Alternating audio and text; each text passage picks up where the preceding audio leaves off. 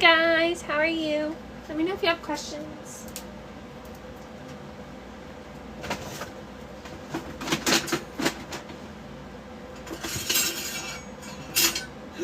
Jesus, things are falling over everywhere. Sorry. How is everyone? I hope you're doing well. Let me know if you have questions or if anyone has like specific topics they want me to discuss. Hi everyone, how are you? I hope you're doing well. This is a CPTSD chat, so if anyone has questions about childhood trauma, no contact, I grew up in a hoarder home. If you want any like info about that backstory, just let me know. And then don't mind me, I'm cleaning my kitchen.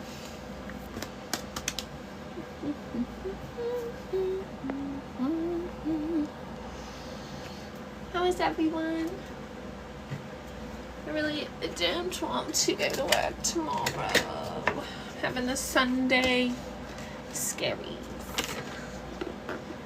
How about you guys?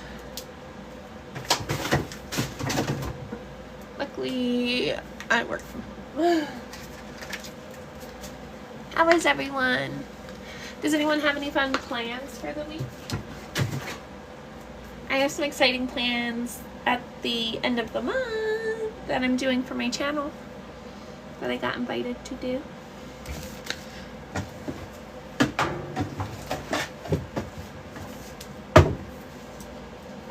Hi guys, how is everyone? I hope you're enjoying your evening. Let me know if you have any questions about CPTSD or childhood trauma. I'm here to answer your questions.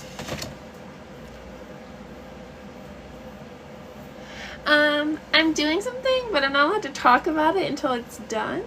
But I'll be recording everything leading up to it, and then I'll post it as soon as it's out on my channel. But yeah, I'm really excited. Oh, thank you so much for the roses. That means a lot to me. If you have any questions, let me know. Oh wait, I need to wash this. So ADHD, y'all. Oh, there's 10 people in here. Thanks for the questions, guys. And I'm just gonna try and pin them so I can keep track. I will get to everyone's questions, so if you ask it and I don't get to it right away, I promise I'll get to you. So this person's asking if I've ever suffered nightmares from PTSD. And yes. With my PTSD and also just in general, my trauma has like bled a lot into OCD and intrusive thoughts. So I've always kind of had, and I recently only figured it out, but an intrusive thought disorder kind of based off trying to like control my environment. Interesting, but obviously it's like based in my trauma. I had no control over my environment, so I very much internalized, tried to have like control of my thoughts. So going to sleep at night in general was difficult because of that, but then my intrusive thoughts and fears about my childhood that I have during the day would like also like bleed into my nightmares, and I still have those same nightmares from childhood, like reoccurring nightmares. And then at night when I go to sleep, I often have trouble falling asleep because growing up, if anyone in here has been or grew up in an animal hoarding home situation, there at nighttime I would struggle to fall asleep because a bunch of fleas would be biting my legs and stuff, and it was just like the most overwhelming and overstimulating experience. Sometimes still to this day when I'm going to sleep, I like think that's happening. I can feel it happening even though it's obviously not, and that kind of bleeds in, and I even have nightmares about that as well as cockroaches. Like I have dreams that cockroaches start like eating me alive. I don't know, crazy stuff like that. But yeah, definitely have nightmares. Thank you so much, Jacob. If anyone has any questions, I'm very, very open. I know some people that come from like situations that I do are very closed off, which I totally respect, but I just am very open, so I love answering questions whenever people have them. Ooh, Ooh, I have not, but I'll look into that. I'm starting now with TMS therapy, that thing where they like shock your brain. Is that what it's? TMS, I think is the right acronym. I don't remember. But yeah, I'm starting that soon. I need to go get my spray. I'll be right back. 2 seconds.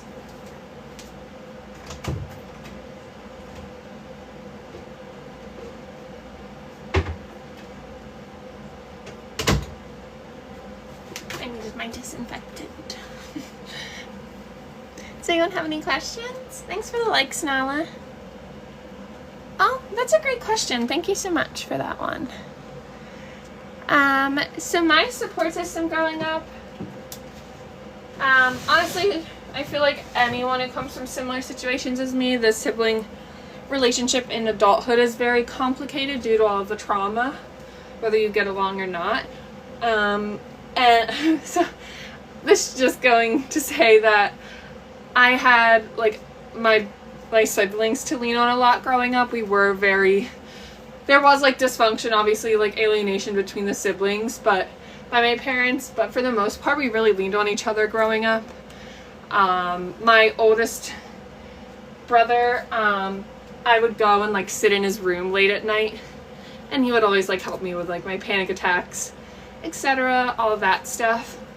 And then outside of the home, I grew up riding horses, and my horse coach that I met in like, I think late middle school, early high school days, pretty much became my second mom. She kind of learned very quickly with interactions with my parents that they weren't normal, and she actually grew up, I think, with a similar situation, so she kind of clocked it really easily, other than anyone else in my life. Ooh, thank you, Betsy.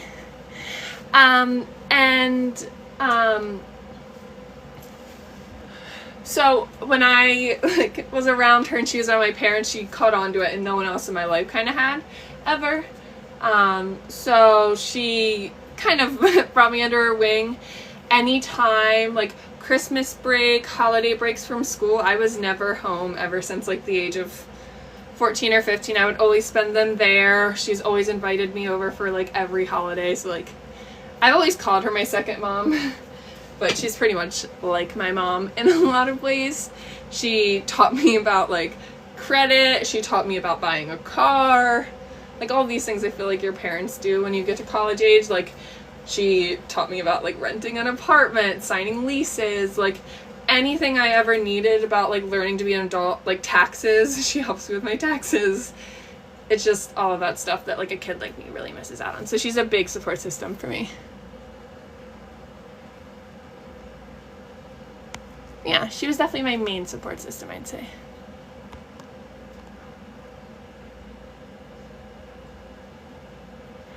I totally understand that. Honestly, I think aside, like in my, and I totally like get everyone's situation is different. In my situation, I fully believe that like, without the animal situation, like the animal hoarding of it all, I could have been able to maybe get along with my parents' low contact for the rest of my life, because that's kind of what I did when I turned 16 or 17 and went to college. I moved out and I only ever contacted them kind of when it felt, you know, necessary. Some holidays I would go over and, you know, I would tell them about like school and like just basic stuff. Like I just wouldn't ever tread the ground on like bad or hard topics for the dysfunction in their family. And I feel like honestly I could have went along with that without stress, but then it got to a point with like the animal hoarding that I was witnessing, like secondhand and stuff, that I was like, oof, I like have to say something. Like, and I mentioned earlier the nightmares, like I was even more so like starting to struggle to sleep at night. And I kind of realized that was linked to like my guilt of like feeling like the animals were living that life and I was doing nothing about it. Just like how when I was living that life, I was like sitting there like begging that and like hoping and praying that like someone would do something to help me, like an adult would swoop in, etc. So I was like, well, if I was wanting that my whole life, like, who am I, like, if, like, this basic moral of mine to, like, care about animals doesn't apply to, like, standing up to my own parents to, like, care for them, if that makes sense. So when I started doing that, that effectively made it no contact, because I set a harsh boundary that if they didn't take responsibility and start doing better with the animal things, that I was gonna go public, because they obviously were harming animals and we're not going to stop. So I was like, okay, like, and growing up, I was the golden child. I know, like, the archetypes and whatever, like, I got good grades, I did everything my parents wanted of me, because my, like, OCD I mentioned, like, I very much thought if I wasn't perfect, like, I was no good, so I very much tried to appease the perfect family mold. Oh yeah, and it just, like, got to a point where, like, my parents, like, couldn't like, I don't know if it's, like, delusion or not, but they just don't understand, like, what they're doing, and I've realized, like, they're never going to stop, unfortunately. Here's the dog I saved, by the way. He's laying on all of my blankets I gotta clean, don't mind them. But he's one of the animals I saved on my last visit. But yeah, like, that was kind of the reason I felt like silence was really harming me.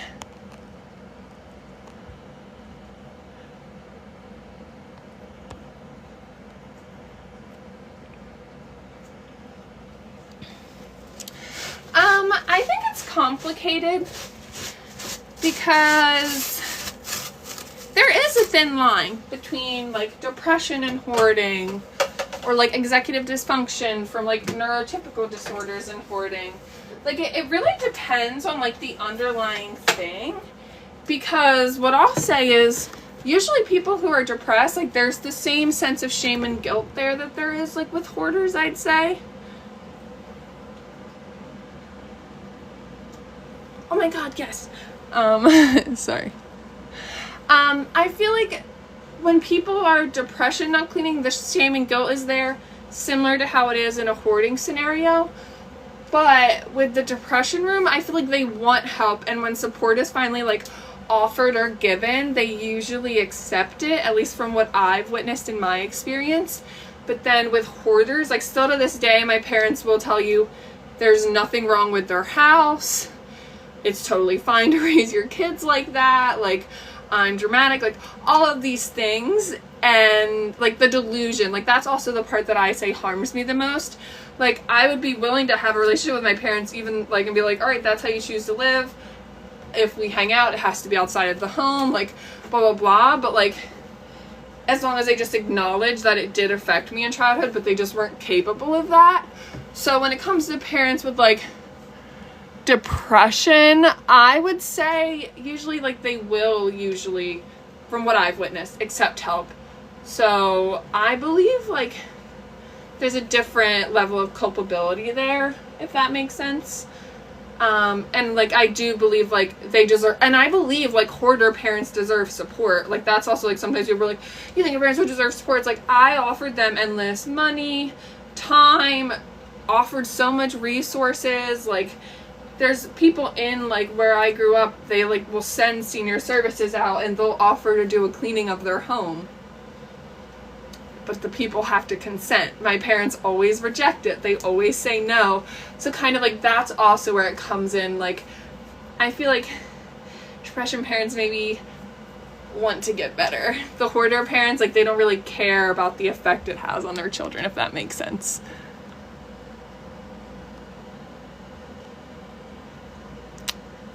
Melissa, you have great questions. Thank you. I feel like you see me. You ask great questions.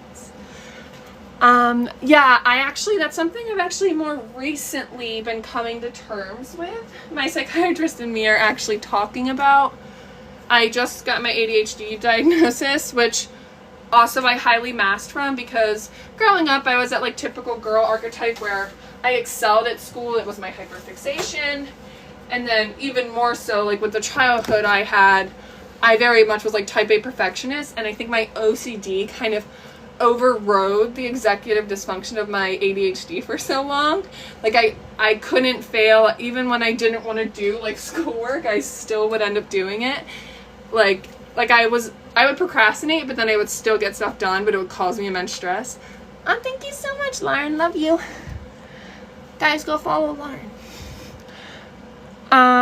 And now I realize that I have my ADHD, like this kind of is who I am. I struggle now to have like motivation unless it's like deeply stressful, which also like goes hand in hand with like CPTSD and traumatic childhoods, if that makes sense. And then I am like playing with like a autism diagnosis with my psychiatrist as well, because I have a lot of sensory overwhelm and like social issues now that I finally healed. Like I used to be a social butterfly, all these other things, and I've had a lot of skill regression in a lot of ways, if that makes sense. In like social ways and just sensory stuff, but then also sensory stuff feeds into like my OCD and my CPTSD from like childhood hoarders, like certain like mushiness, like doing dishes, like all of these things overwhelm me more than they ever used to now that I'm healing, if that makes sense.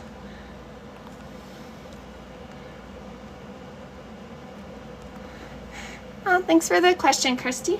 Sorry I'm behind. Yes. And honestly, that's like one of the weirdest things that, sorry if you guys can't hear me when I turn around. I can't multitask. It's nice I try at least.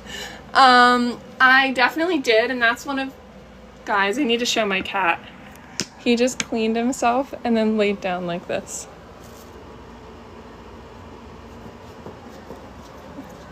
What is he? He always does this. He's freaking so handsome. He's so freaking stinking cute. Guys, I freaking love my cat. Anyways, I'm so sorry. Distracted. But speaking of animal feces, there's none in my apartment except inside of my cat's litter box. I always like saying stuff like that. It's kind of like a dunk on my parents because they could never. Anyways, so that's fun. He's really cute. But yeah, I look back now and realize, like, even the photos I posted, the one where like the dog is like on the carpet is like the one I put that girl's face on in my pinned video. That like black stuff, that is black mold from years of animal PISS in the carpet never being cleaned. And that would happen in each room in my parents' house, and then the carpet would get ripped up, then it would be down to the hardwood floor. The hardwood floor would get filled with mold and PISS, and then they'd rip up the hardwood down to like the particle board, like subflooring. That's what most of my parents' house is now. My current childhood bedroom is like that. The walls have a hole and they're falling apart. It's, and I realize now I have like physical long-term like lung issues and damage, so that's cool. Hello Kitty jar. Up here? Here? I have a lot. Hello Kitty is kind of, well, my hyperfixation, so I have a lot of ceramics actually. These are all of, well, not all, but I have a bunch of ceramics. I love them. I don't know. Yeah. Great question. From Christy. And I just want to say, if anyone in here is a child of hoarders and they struggle, they're like, oh, well, this girl I follow, she's doing so much better than me, like blah blah blah. Almost, I mean, I haven't met a child of hoarders in my day and age that doesn't struggle with some type of hoarding tendency after. Like, it's genetic, it's common to like struggle, and then I also have OCD, which can also lead into like hoarding tendencies even without the trauma of hoarding as a child. But I say that, like, I'm cognizant of it, that's what makes me wildly different from my parents. But I say the two things that I struggle with are food and clothing. For me, I've now like I've done the work to like realize like, why do I struggle with food? Like, I never eat leftovers. It's an OCD thing for me. I feel like I'll get sick if I eat leftovers and bacteria. Overthinking thing for me. So I know that I like almost like will never really eat leftovers, but then I still keep them in my fridge because that's what my parents did growing up, and they would even keep it well past being good. That would be like our main source of food growing up. So like, it's like a weird habit that I'm breaking. But I've worked on it the last year or so, and then like my partner, he's done a great job of like calling me on it in like a respectful way and helping me to like grow from it. And then the same thing with like clothes. Growing up, I rarely ever had clothes, many clothes that would fit me. And then when I would maybe like get new clothes and stuff that would fit right, I would struggle to get rid of the stuff that doesn't fit, because as a child of hoarders, or just child of neglect, or just poverty, honestly, like you kind of struggle with like, oh, well, if I get rid of these clothes, like I may need them again if I fluctuate weight, or all that kind of stuff. So I've noticed that's carried into adulthood. But I actually just got rid of a bunch of clothes this week, so I'm doing a lot better with it. Thank you so much for all the questions, guys. Honestly, I first started therapy. I always say I have 2 major mental health breaking periods that I've experienced, and I feel like I've seen a lot of others experience, and they're like kind of the 2 major turning points for my mental health, which was, mine was when I left the house for college in like 2014-ish. And when that happened, I started going to therapy regularly, got diagnosed with generalized anxiety disorder, etc., etc. And some of that helped, but at that time, and also OCD, actually talk therapy can actually make it worse. If anyone has OCD and doesn't know that, look into it. But talk therapy can make it worse. So back then, therapy was actually making it worse, and then that's why I stopped going. And then recently, I had a second mental breakdown. And honestly, between that period, like I had really good times, mental health got better, but then I had another mental breaking point 2 years ago because of like my OCD kind of came to fruition because of a lot of sensory stuff. I'd gone to the dentist for the first time ever. My parents never took me ever as a kid. And that, like, I don't know, caused a lot of like weird like sensory trauma memories, body keeps the score type of things.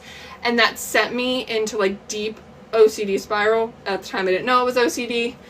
And at that point I got in with my OCD therapist, who I've been with for 2 years now, and I love her. She's amazing, and she's also very trauma informed, which is very important for someone like me.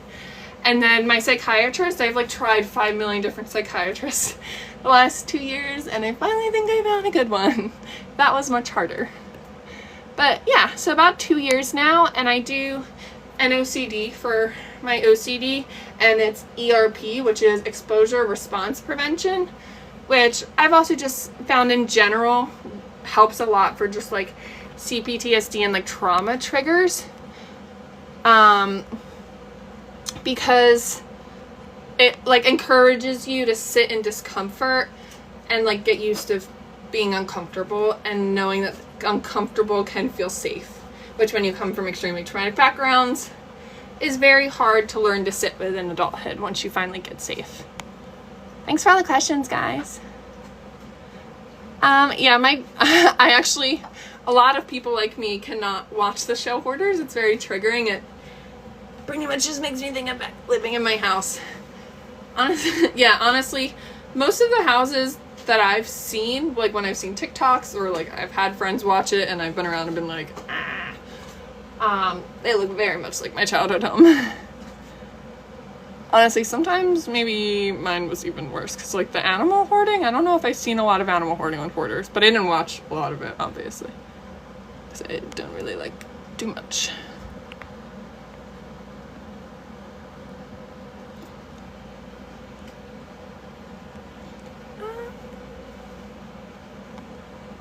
Let's see. But yeah, I would say very much like the show. Oh yeah, that's a good point. Yeah, I have tendencies, but it's like when you're open and honest with like the people around you, you can get support, and like your partners and stuff. Supportive.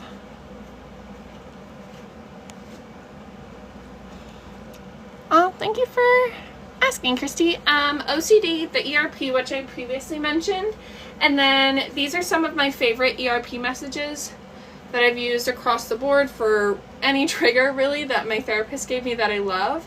The first one is, discomfort does not always mean danger. So like when I'm kind of feeling that like I'm anxious or I'm ruminating thoughts or like feeling the need to engage with compulsions, I sit and kind of be like, okay, like give yourself a minute before you try to engage, you know, to try and discourage myself from engaging in compulsions and keeping the cycle going. And it helps. It's not like an immediate fix, but like the more you kind of do that and slowly like allow yourself to sit in discomfort, it becomes a lot easier. And then something that helps like with my sensory OCD, another ERP message she gave me is, what is it? Sensations are not always signs. Because I would just feel things in my body, just normal things, and then I would make them a bigger deal, if that makes sense. So that really helped me. Yeah, I had many therapists tell me I was fine because I very much intellectualize my trauma as well. Like, and also I have a psych degree, so like I love psychology. It's a special interest of mine. And like I love behavior and like learning about like behavior and behavior theories. Very intrigued by it. So it's like when you don't maybe have a trauma-informed therapist, they usually just think you're intellectualizing means you're healed, if that makes sense.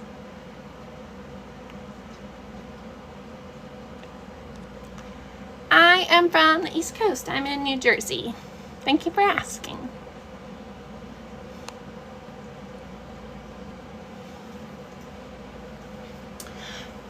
I can't pin it yet because the other comment's still pinned, but Lily also asked if the other people in my parents' lives know about the severity of it.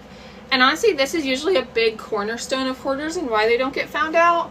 They're usually very isolated from their families. I barely had contact with any like extended family my whole entire youth. I barely knew of them, can't really tell you their names now, etc. Like no one really ever came to our house. Yeah, like we really rarely had contact. And then like our parents kind of shamed us for the condition of the home and stuff like that. And then that also then further isolated us when we got to schooling age because we were so ashamed we didn't invite kids over. So we were very isolated and never really had anyone except DIFUS or CPS tell us that it was abnormal. But then this is why I'm like, people are like, oh, well, if you just had told CPS. Growing up, I was taught CPS and DIFUS was the devil. And they would do nothing for me. I mean, I've seen some stuff that they don't really help. And I've even seen some CPS creators making fun of hoarding and stuff on here, which will make people not want to disclose to them. That's besides the point though. But like, I feel like, yeah, like they were really the only people who ever witnessed. And like school, like teachers and stuff would sometimes like ask or definitely catch on, and they probably mandated reported, and that's why CPS got involved a bunch. But honestly, sometimes even in my little small town, my teachers were part of the bullying, which is crazy. What books have helped you? Thank you for asking. I actually have a whole stack. I'll show them to you. So, also I have an obsession with books and collecting books. Arguably a hoard, but it's an organized hoard. So Chanel Miller's Know My Name. She's a victim of a very popular sexual assault case, and I have a lot of sexual trauma, so that's helped me with that. Everything I Know About Love by Dolly Alderton. Great book. What My Bones Know. I kind of referenced that earlier with like the sensory. This one's for the girls with the mommy issues. It's What My Mother and I Don't Talk About. And it's a bunch of different writers who wrote like essays to their mom and kind of about like unspoken stuff, like generational curses and trauma that's been passed down and things like that. Sensitive. It's kind of just about, you know, sensitive emotions. And then my memoirs. These are some of my favorites. Counting the Cost, Jill Duggar. Really good book. Jeanette McCurdy's book, I'm Glad My Mom Died. Really, really, really good. And then The House of My Mother by Sherry Frank is amazing. And this one, which apparently one of my haters on here has a problem with this book. One of the estranged parents on TikTok. But it's one of my favorite books ever. But yeah, I actually think I have some of them linked, but I make money off of that, just in case anybody wanted to know. But I don't think I actually like make much money. I haven't made money from it.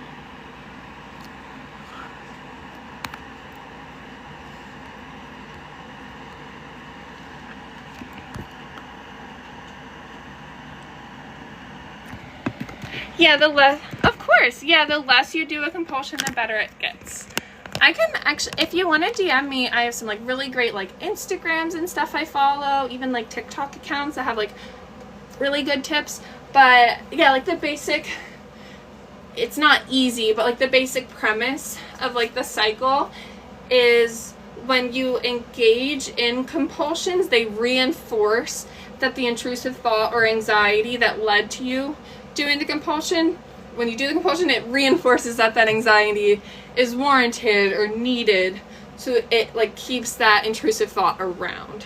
So the more you kind of break the cycle and stop engaging with the compulsion, the less you'll experience the intrusive thought over time, if that makes sense.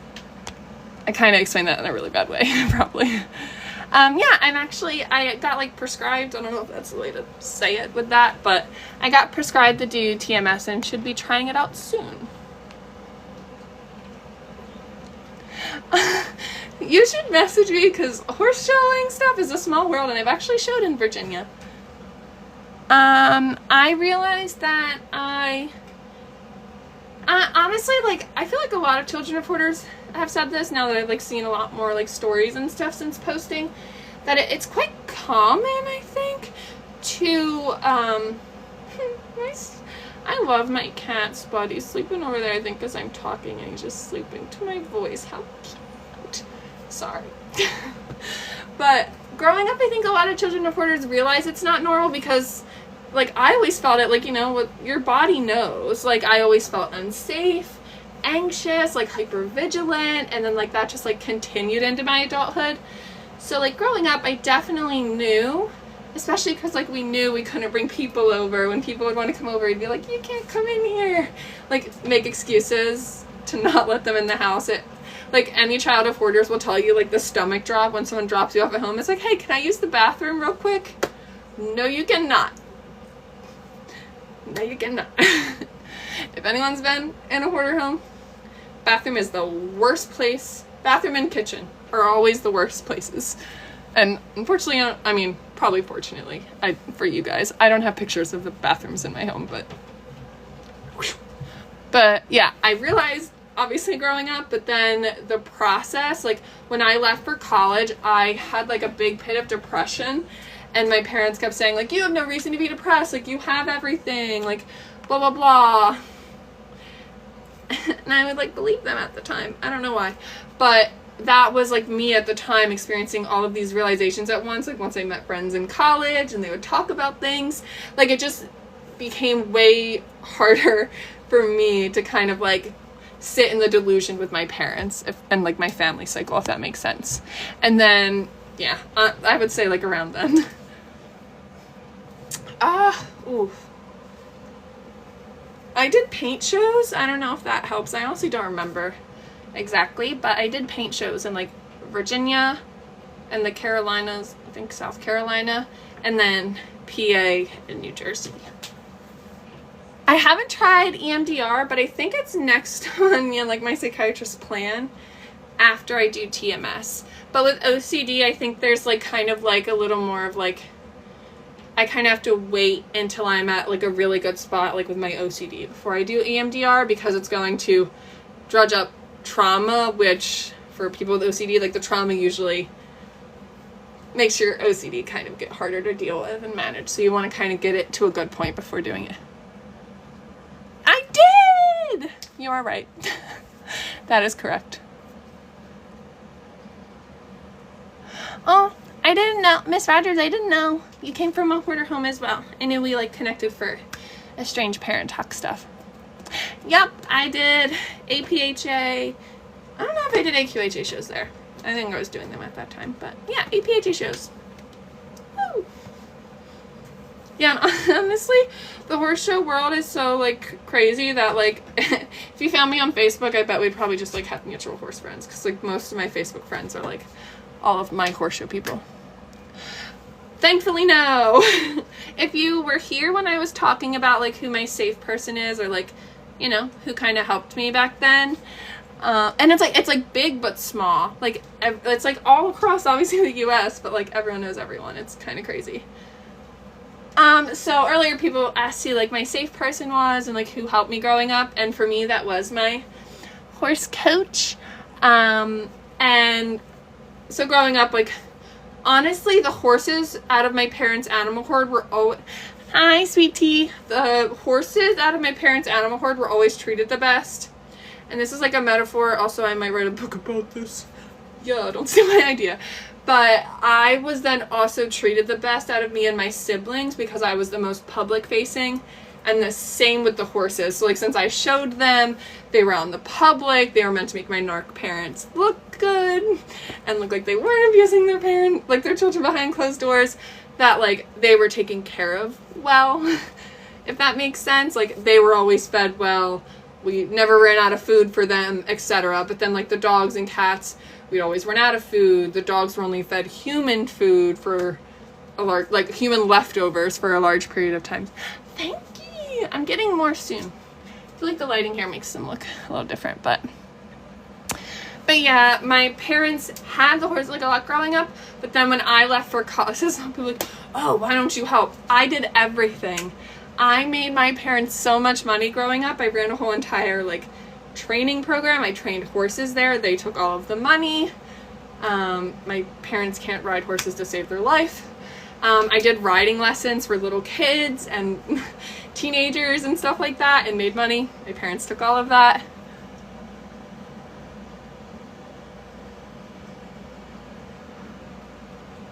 Oh my god, yep. Yeah, my horse was sick and like my dad did this like whole tirade and stuff, and it was very grossly ended up being held like a baby by like a, I think it's Rachel in here that's saying it. Yeah, I was like held by like a baby by her while my parents were like screaming, causing issues, and like making drama, which honestly sums up how they are. So they kind of used the horses as like a, oh look, we're great, but then like every other animal in my home was severely neglected, and even some of the horses that just weren't front facing.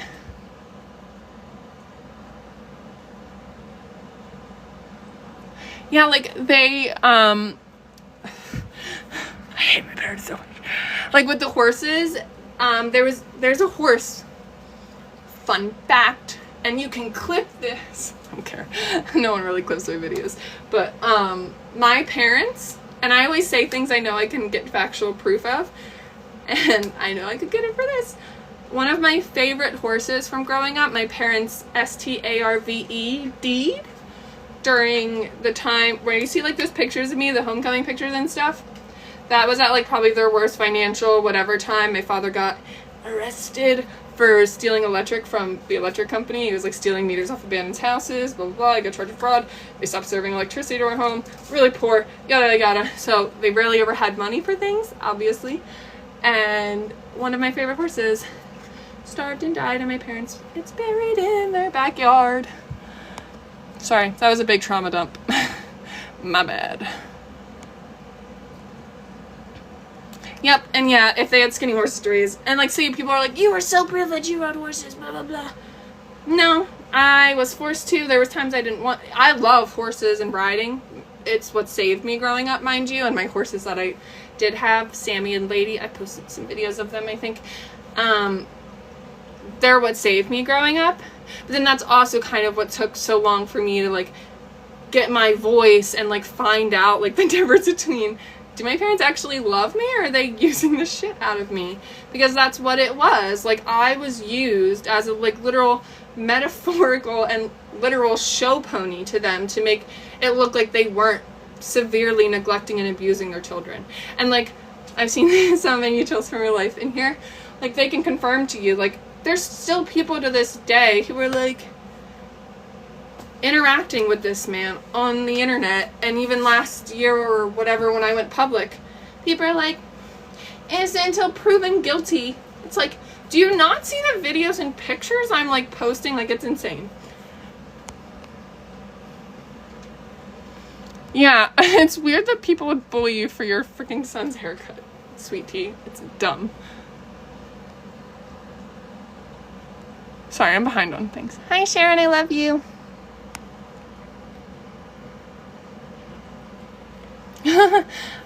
Thank you. And honestly, yeah, I always say, I'm like, I need to do more story times for my page instead of just like my pictures and stuff. But then I'm like, I don't know what to tell. But then I do get on here and then I remember stuff. Thanks. It's because I'm hot and skinny. But yeah, there's a lot of trauma to dump. Honestly, it was pretty easy to find out our home life was like that. Honestly, I don't even remember the time people figured it out because I was getting bullied for it viciously from elementary school when we moved to this, like the town that my parents are in. I would get bullied for it all the time. By middle school, like I know I was like getting bullied for it like all of the time. People would like exclude me and my brother, and honestly at that time, people in my real life know me. I'm very sweet. I don't like confrontation except for the stuff with my father, honestly, and the weirdos on TikTok. Like, I'm not someone who likes confrontation. I don't care for it. Yada, yada, yada. But, like, when it came to people bullying my siblings growing up, I went a little off the handle. I'm not gonna lie to you. And at that point, the bullying was so bad for my siblings. Yeah. And also growing up, I don't know if anyone else experienced this, I was the only girl in my dynamic with my siblings, so I feel like I learned easier, like the actual natural social cues of like, I need to brush my teeth if I don't want to get bullied, or I need to put on deodorant, like find a way, like I would find ways to try and make my clothes as clean as possible and really like make it better for myself. My brothers very much were depressed and stuff, obviously, like they were more inward and stuff with how they dealt with the trauma, and that also I think caused them to neglect themselves very much. And also they didn't have, I feel like guys like wouldn't ever tell someone kindly how to take care of their hygiene, so they never really learned in a natural kind way, because my parents never taught them and like nobody else ever did. So like they would also get bullied, and then I would try to be like, guys, like, please take care, like, because I would want them to get bullied less, but then it's like hard in that dynamic to be like, hey, you need to take care of yourself better. Do it now though. As is making cinnamon rolls and I forgot. But yeah, my brothers honestly did get bullied a lot more for the like smell, I would say, because it was more obvious. But I would witness it and I would like fly off the handle and like bully people. I never got in trouble though, because my school, I guess, definitely understood that I was reacting to people bullying my brother, and I never like got in trouble for it. But yeah, we definitely smelled really bad, and this is, I'll give you guys a visual for how bad it smells. And like TMI, I'm not, and like people are like, aren't you embarrassed? I'm not embarrassed by this. My freaking parents should be. Like, these are their kids. They were sending their kids out in public like this. And sometimes my dad would send us like this, but then he would make sure he stopped at rest stops on the way to work to get clean. Narcissist ass. Anyways, but yeah, like they would send us to school like this. So I work in a city, a big city, and when I be walking through the city, and like I hate this, like I feel sad that I feel this way because I'm a compassionate person. When someone who is homeless gets in my vicinity, I get immediately triggered because the smell brings me back to my childhood home. The smell of like my siblings, my parents, like especially once I like got away and like lost the nose blindness a lot more, I was like, whew, immediate flashback. And like, it's horrible to say, but like that is literally what I smelled like, what my siblings smelled like, what my parents probably still smell like now. And it's extremely embarrassing even as a kid, because you're like, I also, like, I remember being like, I want to try and tell my parents to take care of themselves better, but then you do, and then they get mad at you, and then they feel embarrassed, and they put that embarrassment and shame right back onto you, even though you're the one trying to make things better. Like, even when I would clean, I would sometimes stay up all night, deep cleaning the home before school the next day. All night. And by the time I would get home from school the next day, thank you so much, CT, I love you. By the time I would get home from school the next day, my hoarder parents, and they would also do it with pettiness, I'm sure, would make it just as dirty as it was before, somehow. Like, I don't know why. Yeah, so thanks for this question, Melissa. A year and a half ago, and even growing up, like, we would kind of tell them, and they definitely were told a lot, like CPS and DIFAS was constantly coming out and then telling them, you have to get the home and like clean enough whatever by this date or your kids are getting removed. And that was like a constant cycle in my childhood. But then I don't know if CPS realized or not. Oh, thank you so much. I don't know if they realized. Maybe they do. I feel like it's common, so they should know. But like my parents, when they would leave and be like, hey, you parents need to have this place cleaned by this date. Children aren't supposed to do it, X, Y, whatever. My parents, like, they would leave, and then my parents immediately would sit their fat asses in chairs and then point and yell at us to clean the home and clean up their hoard, sometimes including DEAD animals.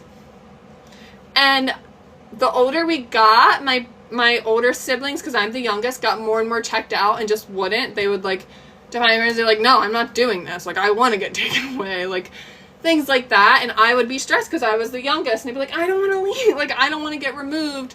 And also, I definitely had more of the attachment to the animals growing up. So I also was like, if I leave, who's going to take care of the animals properly? Like, my parents will not. And so it was definitely a big thing. But yeah, like, I feel like they knew from that. And then I told them a year and a half ago, before I went no contact, XYZ, this is not normal. I just need you to take responsibility for this, like, blah, blah, blah. And they didn't. They put it back on me. They said, I'm the reason they neglected my siblings. It's all on me. They did everything to make my dreams come true. Whew. I also ran away every summer. Oh, thank you so much, Rachel. I love you. Her dad, weird AF. He's literally, honestly, the weirdest person I've ever known now that I've come to terms with who he is aside from being my dad.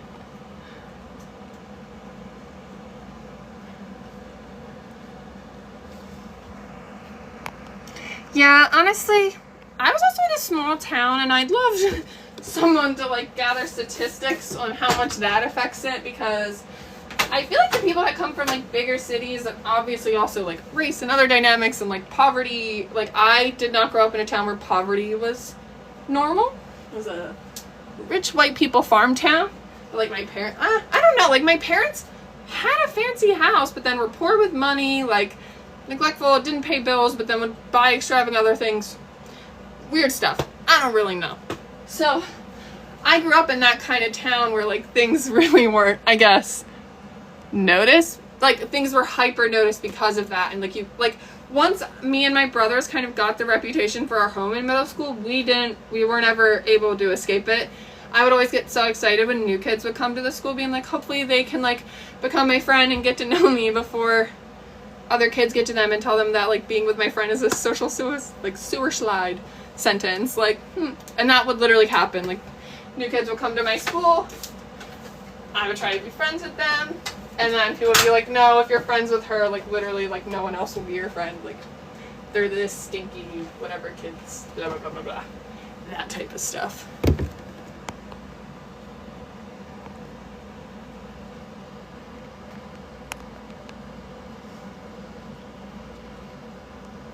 Thank you so much, CT. Always so supportive. Yep, hoarder parents always get angry about you cleaning. Oh, thank you so much, Nightman. CP... Yeah, of course, Lily, you can add me. If you've... I'm pretty sure I'm easy to find.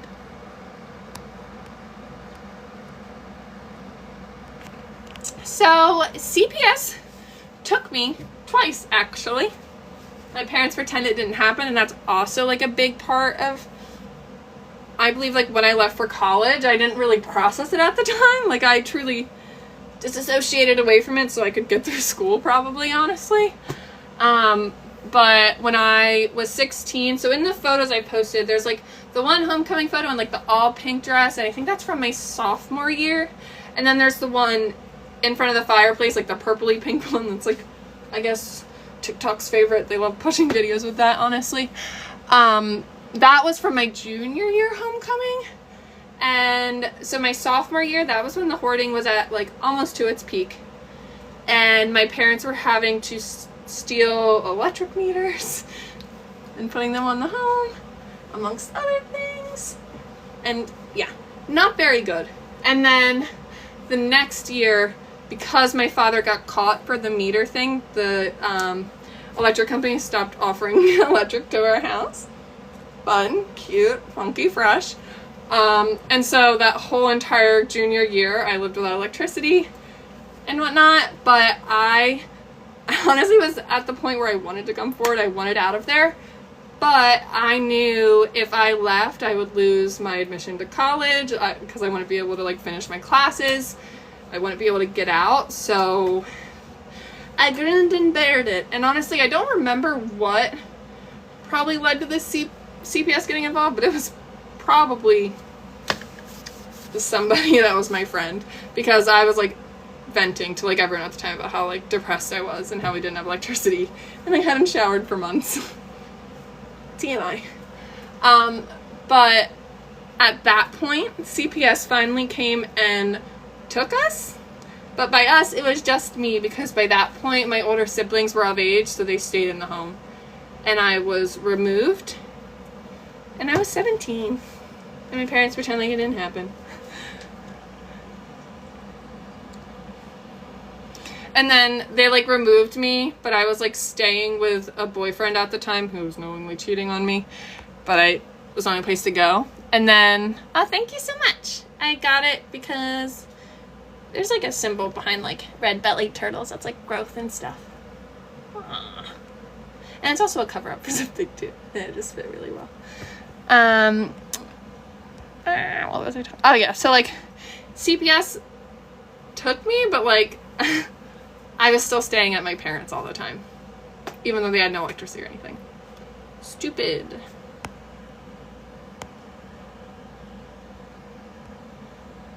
So I don't think they're diagnosed with anything. My father's actually a licensed psychologist, which is fun. Very typical for narcissists, though, I've seen, especially on a strange parent TikTok. But fun fact, this is also where I'm like, maybe I am a little autistic savant. Like, I don't know. I don't know if I'm autistic. Let me put that out there. I'm not clear, but my therapist has been suggesting it. But I was very savant level with like writing and stuff as a kid. And when I was in elementary school and middle school, my father was doing his master's degree in social work, and I would edit and write his papers for him. So if anyone wants to know why I'm well spoken, that would be why. And then besides that, yeah, none of my parents have been to therapy. I mean, I don't know, I assume, because I feel like in my experience when I was getting my psych degree, people are like, oh, all therapists end up going to therapy even during school, blah, blah. So I have a degree, people are like, oh, all therapists end up going to therapy even during school, blah, blah. So I assume it's therapy at some point, but I don't know. But I would say from like my observations, my father is a full-blown narcissist. And then my mother, she might be autistic, honestly, or yeah, honestly, autistic, or she honestly did have a rough childhood of her own with parents that very much like I don't know how to explain it, but like that day and age like suppressed her. She grew up as a girl, but they like treated her very horribly, treated her brothers amazing, that type of thing. And so I feel like she's very like emotionally just like very behind, even like socially. Like for example, we would like go out in public, and like even as a kid I would always be able to tell when she was doing something like socially awkward or not like correct, and I'd be like, Mom, stop, like you're annoying that person, and like she wouldn't know. So that's kind of where I base that off of, but who knows. Hi.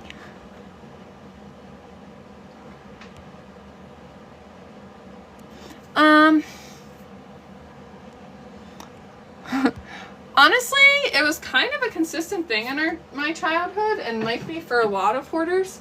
Even when we didn't have the long periods, we would have issues with like plumbing, wiring, other things because of bugs and cockroaches and other things like that.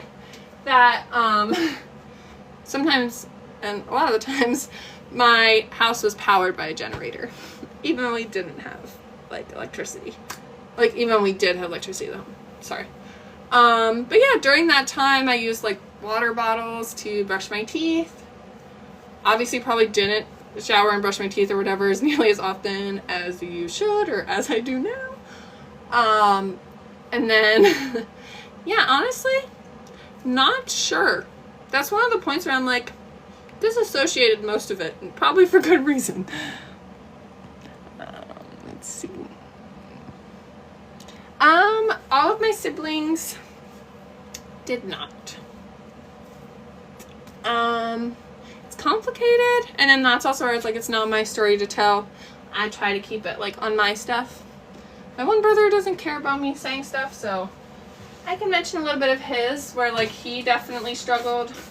I was the youngest, but the first to get out, for, you know, plenty of reasons.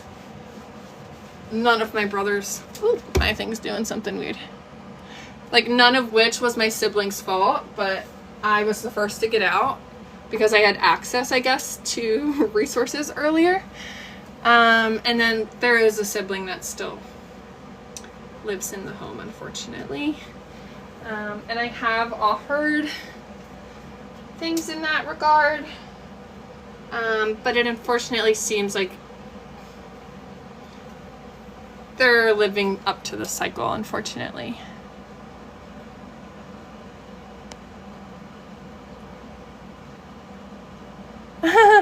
Thank you for asking, Lacey. Honestly, I first started posting in February and March, and a lot of my posts were kind of made after I got kind of like ignited by seeing one of those posts from like, let's see, Rosalie Jenkins is a big one. I relate to them way too much. Like what they're doing to their kids, so I cannot imagine. Because like as a hoarder kid, like the photos I've posted, which are embarrassing, but like now I'm like, yay, thanks mom, they're blowing up on the internet.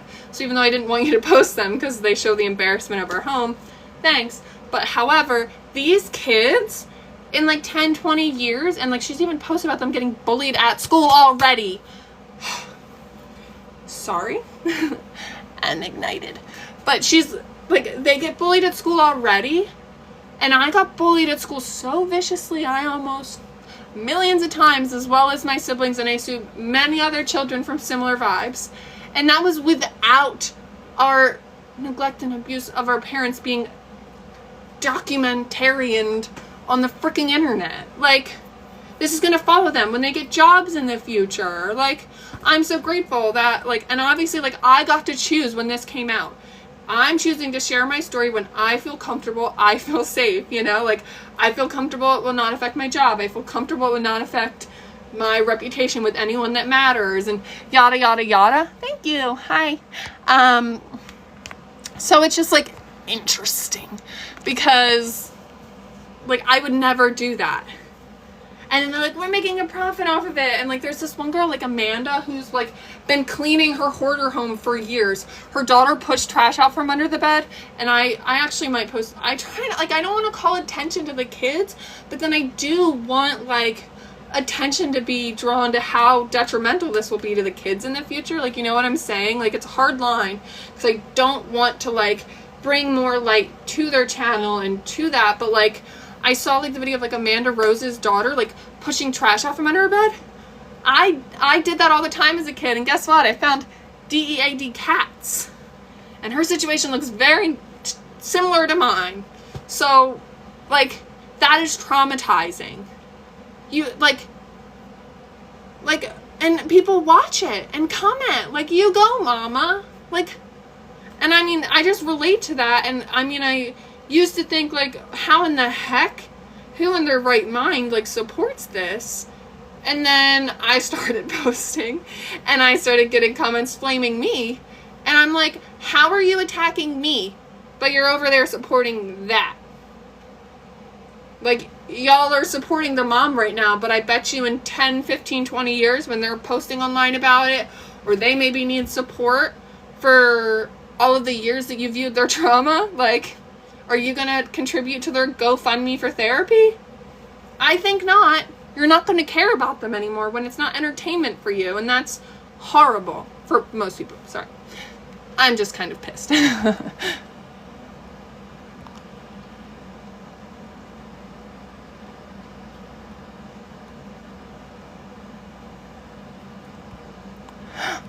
you so much for this comment. I love this comment. Thank you, Lily. So actually, no. And I say that is like so, and honestly, I'm working with shelter dogs and stuff a lot now, and it's also common with them. Even if they weren't potty trained, the shelter environment where they kind of are forced to poop or pee in their home or hold it, kind of house trains them in a way. So here he is. He's laying on all my blankets. I have to take to the laundromat so I can wash them. So don't judge him. They're comfy. But he, when I brought him home, I was so worried about that, but like I prepped before bringing him home. I got a muzzle because I also like was nervous that he would maybe have a prey drive towards my cats. I don't know, etc. But literally my cat, like he doesn't even acknowledge they exist, which is good because my cats don't love when the dogs like, you know, engage with them too much. I'm going on a tangent. But yeah, when I brought him home, I was like prepared. I was like prepared to maybe have to be traumatized, because it is traumatizing for us children reporters having to like clean when animals go inside for sure. But I brought him home, and also he was unfixed at the moment because he was used as my parents' sire for their breeding ring for like 5 bajillion years. Poor thing. Angel baby muffin over here. And yeah, so once, oh, thank you for the rose. Once I brought him home, oh, thank you, love you. Once I brought him home, I kid you not, like when I brought him into my home first, like right off the bat, he tried to lift his leg and like mark on something like unfixed dogs do. And I just went, like clapped and was like, don't do that. And literally never again did he ever try to go to the bathroom in my apartment, and was fine. I got him fixed, and like now like he starts like following, like he on it, and like even like I didn't even have to teach him how to ask, because my other dog, who is very well potty trained, would like ask, and then he's now slowly learned like he'll whine at us and do the same thing she does when he wants to like let us know he wants to go outside. Drew Bash. The medical was also a big thing for me. My parents never took me to the dentist, never took me to the eye doctor, and I'm finally, you know, at a stable job for the first time in my life, because, you know, I'm only in my 30s, and finally got access to like health and dental insurance for probably the first time in my life. Sorry, now I'm like just sitting on my kitchen floor. I'm supposed to be making cinnamon rolls, guys. I need to do that while I do this. So when I went to the dentist for the first time, and honestly, this is like, if you look back at like old pictures of me, if you ever find my Facebook, live, laugh, love, my teeth were so bad back then, so yellow, so full of plaque and tartar, because like we rarely could brush them or brush them well, yada yada yada. And yeah, so when I went to the dentist, $10,000. Yeah, I spent $10,000 fixing my teeth. And they said it was unavoidable. Like, it wasn't cosmetic. They said you will not be able to eat certain foods in 5 to 10 years if you don't fix, like, it was a lot of my back teeth. So, and then my glasses, when I went to the eye doctor for the first time, he was like, do you drive? And I was like, yeah. Like, yeah. Yeah, I drive a car. I have a license to drive. And he was like, oh, how often do you drive? And I said, oh, well, like, not frequently. It was like post-COVID times. My job was still like working from home, whatever. I only ever like drove for errands. So I was like, yeah, not really much. And then he was like, you shouldn't be behind the wheel without corrective lenses. And I was like, huh? He's like, you're double, like, I'm legally blind without glasses. He's like, you're double the legal limit to like be able to drive without corrective lenses. And I said, oh, cool. And how long has it been like that? He said, your whole life. And I've just been out here driving cars and, I don't know, being a risk to society without being able to see.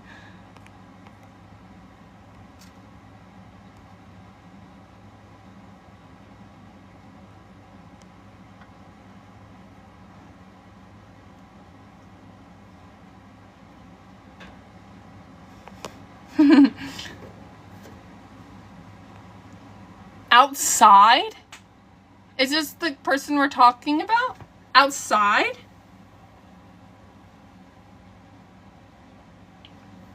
Lordy jeez.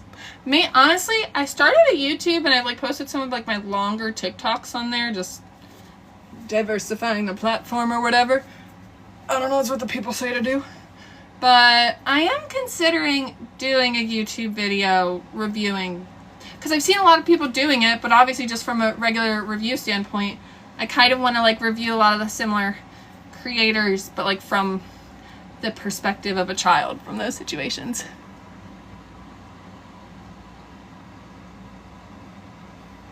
Aw, thank you so much, Lily. And honestly, thank you so much for your questions. You've asked some of the best questions I've had so far. Very insightful. Oh, it's not weird at all. Honestly, I find my own childhood and weird. And honestly, better to find it that than shameful.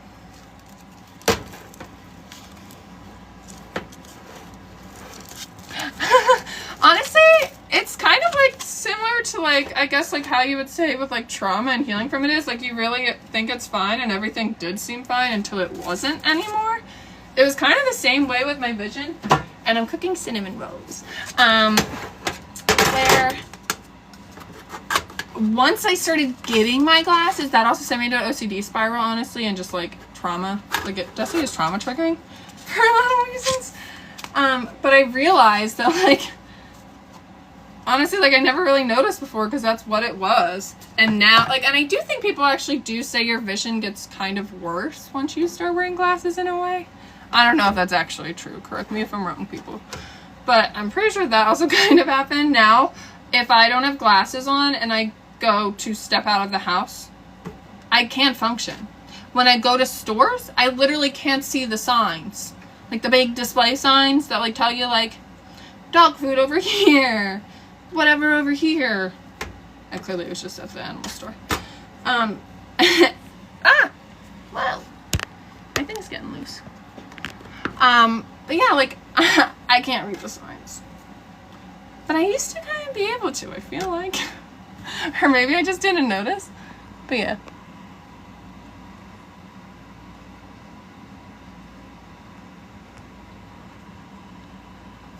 But yeah, I'm very open. Honestly, to be honest, it's really not. Like, I know, and that's why I'm saying, like, please never be, like, unless you're, like, obviously one of those rude-ass haters. Like, I truly do not mind questions. Especially, like, if they're seeking to understand, like, whatever they think can shed light. Like, I am happy, since, like, I know that most people can't be vulnerable with this. Like, I'm happy to be the one to, like, be open and, like, shed light on some of, like, the more, like, niche, unknown things of, like, coming from this type of life.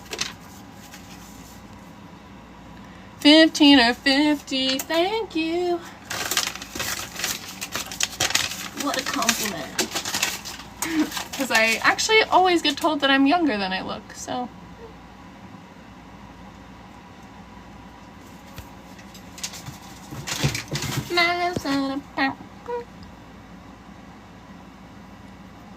Oh yeah, I'm in therapy.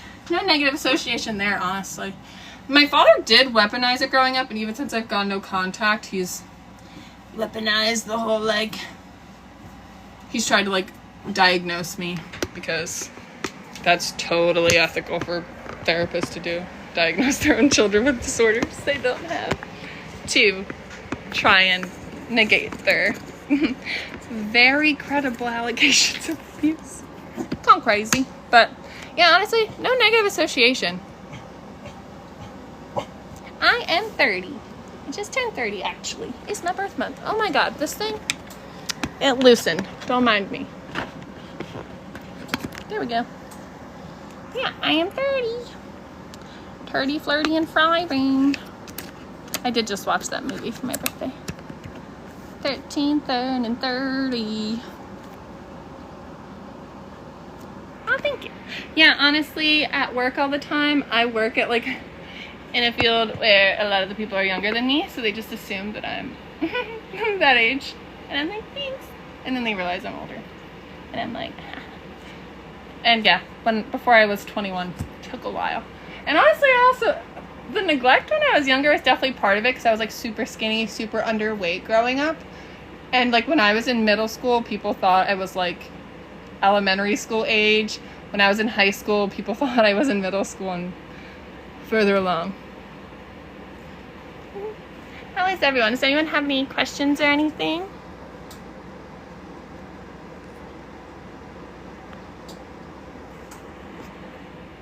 I'd love to answer.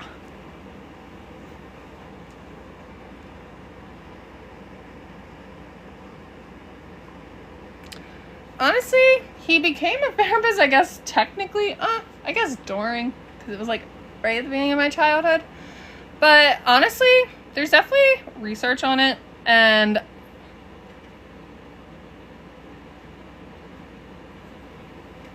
oh, I'd love to read it, Kate. You can send it to me on some way. I'd love to read it. But yeah, my dad and a lot of people, like if you look at a lot of estranged parents here on TikTok, they either purport to have like, oh, I'm a life coach, whatever, these types of things. So even when they don't have a therapy degree, they try and be in these kind of like therapy counseling realms. And then also there is a lot of like estranged parents or just narcissists who become therapists, and it does fit into like the diagnostic criteria of a narcissist for like clinic, like for it to match like their clinical like diagnoses or their symptoms.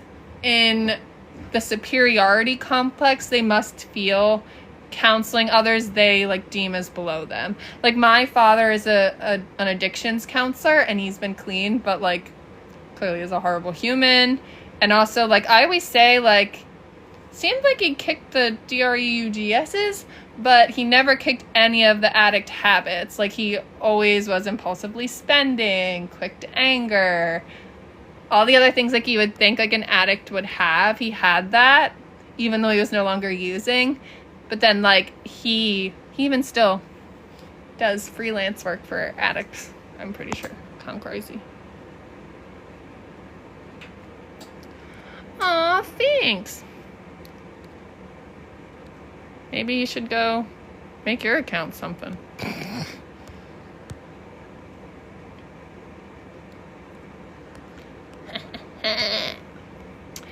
By the way, haters get me paid. I hate when I say that.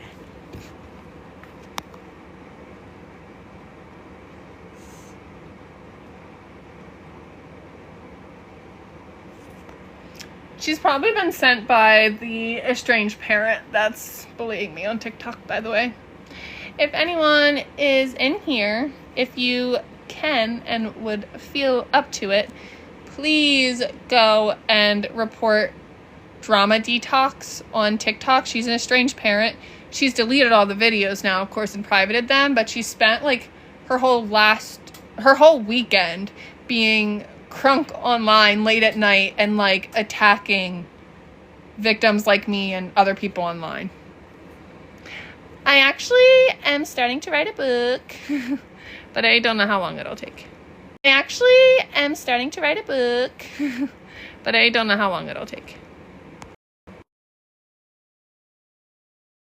Thank you so much. But yeah, if anyone could go report her, because it's up, like, she doesn't even post much original content on there. A lot of her content and engagement comes from her engagement farming off of abuse victims' stories. Like, she'll go and she'll nitpick off of their stories and then, like, completely twist their narratives and match it to fit her narrative, which it literally only took me 2 seconds to find it through her own projection, which is that she's obviously an estranged parent, and she's estranged through what she perceives to be parental alienation. So anytime someone is talking about no contact, even if it has nothing to do with parental alienation, she jumps on them, makes a video, picking their story apart, accusing them of like horrible things too. And it's actually insane. Like, it's like no wonder your children are no contact. Like, no wonder. This girl, Drama Detox. There's honestly a bunch of people, like estranged parents, but she's the first one I've had a run-in with. Nobody usually messes with me. Thank you so much. But yeah, she definitely has, like, she needs to, like, and that's what the thing is, like, I don't get it. Like, these estranged parents that come to TikTok, it's just like a sympathy farm. Like, if you actually wanted a relationship with your kids, you would not go online. And, like, people are like, oh, well, you clearly don't want a relationship with your parents because you put your stuff online. Yes, that is true. I knew by posting this and saving the animals, I was severing my relationship with my parents. And guess what? I didn't care because that was worth it. What they're doing is airing out, like, their, like, kids, like, and stuff online just to validate, like, their own, like, stuff. It's kind of crazy. Thank you so much. But yeah, she definitely has issues. And she also needs to learn about internet safety and how small the world works, because I bet she didn't realize when she was responding to me that, like, I knew people that knew her and stuff. Kind of crazy. Yeah, so I always say, like, my dad is the main proprietor. Is that the word? Words are escaping me. Oh, thank you so much, Christina. How are you? My father, I believe that my mother, thank you so much. That's so incredibly kind, Christina. I believe that my father is the main hoarder, and I don't think, like, if my mom met someone else, oh, thank you. Love you guys. I believe my mother would maybe not be a hoarder if she, like, met someone else, was with someone else, like, different life, like, I believe, like, she would accept intervention if my father wasn't involved, if that makes sense. Like, it's part of, and, like, people are like, oh, hoarding is, like, you know, there's a lot of stuff that, like, links to it that needs, like, maybe support, grace, understanding, whatever. But then there's a lot of people like my father who use their hoarding as a control tactic. It's something as a part of his, like, narcissism that he feels, like, the need, like, embarrass the crap out of his family to feel how much will they put up with. I don't get it. No, I don't still talk to my mom because I would try to message her because she would have been the one to reason with, but anytime I did, my father would take the phone and message me back. So yeah. So honestly, and I told her, like, that I was upset with her for not sticking up for me to him, because that's also, like, growing up, I probably was the closest to my mother, I guess I would say, out of me and my siblings. We did the most together. She disclosed to me the most about, too much, parentifying me and, like, venting too much about the relationship between her and my father. But, like, I was always there for her. She definitely mourned me going to college a lot because she depended on me way too much. So, like, I fully believe that, I mean, I don't, like, there's, like, not really, like, levels of blame, but, like, it's always those, like, what if things of me. Like, I feel like if my father wasn't involved, there would be a chance for my mother to grow and change. I don't know if that makes sense. But, I mean, I guess my mom is in a DV relationship with my dad. I don't know if I said that, but, and she's tried, like, I've witnessed her try to leave a million times growing up.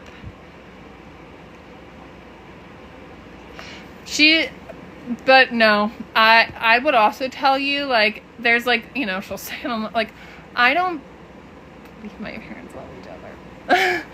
I've known, like, from a young age, my parents didn't really love each other, if that makes sense. I don't know how else to phrase that, but, like, it was always obvious, that they didn't want to be with each other.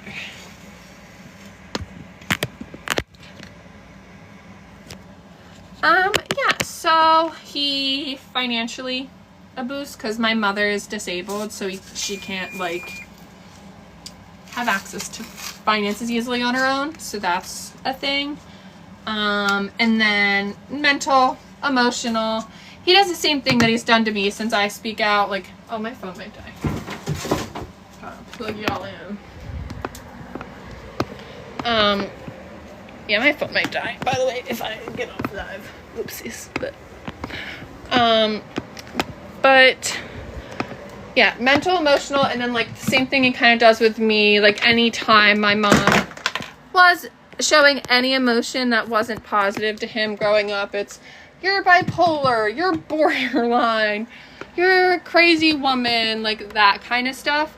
And my father did a lot of parental alienation during like my childhood, which is why it's like, LOL, Drama Detox hates me so much. But like, I'm actually a child that witnessed and went through the stuff she supposedly is going through. We could have actually bonded because I was the child of one of those situations. My father very much did a lot of parental alienation, encouraging us to like hate our mom growing up. And I mean, I could always see through it, but then also within that, like my parents alienated the siblings against each other. That was a lot of mental, emotional abuse towards my mother and just like including me. And then, yeah. And then, honestly, so from what I remember and from what my siblings have told me, oh wait, can I throw it out? Dang. How long is the time? 23 minutes. 33. Okay. But yeah, there was definitely physical when I was younger, but then I have a very older brother, big and strong.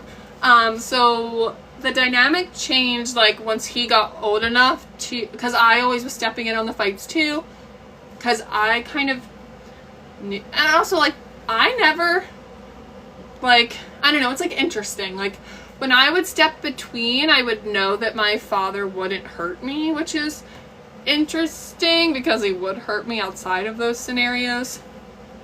But yeah, so like I would always step in between, but then it got to a point where my brother was old enough and he started fighting my father. So I think once my brother got to being physically bigger than him, more fit, that the physical stuff completely kind of like died out and it turned very much emotional manipulation and all that kind of stuff. I would say I honestly don't know much about my dad's background except for what he's told me. We never really had exposure to his family. I know his parents got divorced at a young age. He was homeless when he has a lot of siblings, I think. Never did anything for us or cared. But, and also, sometimes I want to reach out to them and be like, do any of you hate this man? Like, was he a narcissist to you growing up? I don't know if that's bad.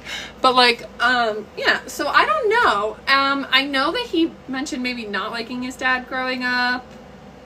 Not too sure. And then his dad, I think my dad did maybe mention he had OCD and maybe hoarding.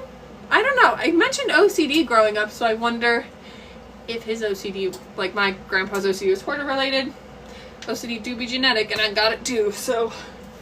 But yeah, I don't know. Like, I feel like maybe, but then they're also like, I don't know.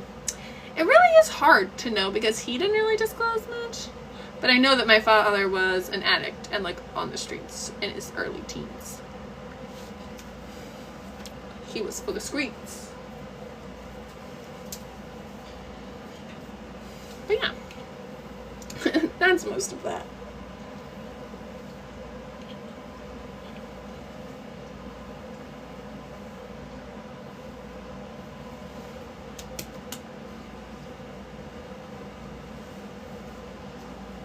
I'm excited for my cinnamon rolls. It's kind of late, but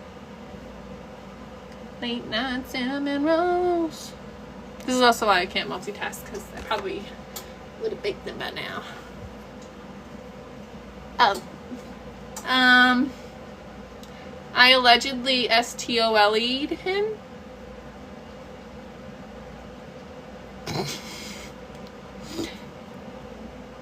Let me know if you caught that or not. But, yeah. And I mean, afterwards, they literally were like, we don't care, he's your dog. And then, like, blamed me, you know, for leaving him there. Even though before that, they never would have allowed me to take him. And even at that point, because they were using him for breeding and making money off But anyways, yeah, my videos from my home are from 2 or 3 weeks before that. It was my last time visiting there, and I was getting mail, because even after like I moved out, I was constantly like moving every year, like off campus at school, so I kept that as my permanent address. Normal kids do that, but I should have stopped doing that a while ago. Cinnamon rolls! Yeah. Oh, thank you, Brandy. Thank you. But yeah, so I visited the house to get my mail, and the reason I was recording, although my father says differently, but when you can hear my voice in the video, I'm literally shaking in me timbers, because a week before that was when I did like the whole thing I mentioned where I've in front of my parents, and so like the animal hoarding stuff needs to change, or I'm gonna have to go public, like blah blah, like you need to take responsibility for the fact that my teeth are literally rotting out of my face from the childhood neglect. Like, can we at least acknowledge it? So like that happened, and my father responded very poorly, blah blah, but then there was stuff that I needed to go there to get. I think it was like a old tax, something that I knew I had to get from there, unfortunately. So I was going there, and I kind of figured I was going to make that my last time there. And so I was visiting, and luckily they weren't home. So that video, like, they weren't home. That's why it is the way it is and everything. And I was able to capture my home that way. But they were not home. I grabbed my mail and I got out. But like, as I saw Olaf, I was like, I'm coming back to get you. Like, I didn't have a room, plan, money to take him in and deal with like the fleas, because he was flea infested, worms, he had tick-borne illnesses, Ehrlichia, Lyme disease, everything in the book. He had it, and I knew he would, because that's kind of how, I guess, things happened. Like any dog that came from my parents' home, that's how they are. So I knew that that would be the undertaking I was taking on if I scooped him up. So that week, like after I took the video, I was on a trip visiting a friend, and as I was on the trip, like me and my friend were talking about it, and I was like, I have to go get him. Like the second I'm home, I'm literally getting a flight, like I'm getting in the car the next morning, and I'm going and I'm getting him. And that is what I did. I had my lovely partner come with me. He drove the car. My parents were home. I rolled up, I saw them, and he's like, are we going to speak to them, my boyfriend? And I was like, no. And I unclipped Olaf from his tree that he spent all of his time fucking chained to. Hate my parents for that, sorry. Had to let that out. I get so pissed off when I think about how they treat their animals. Kinds of gays. Anyways, so literally threw him in the car, and I said, go! And we drove away. And then I told them I was taking him, and they would never see him again.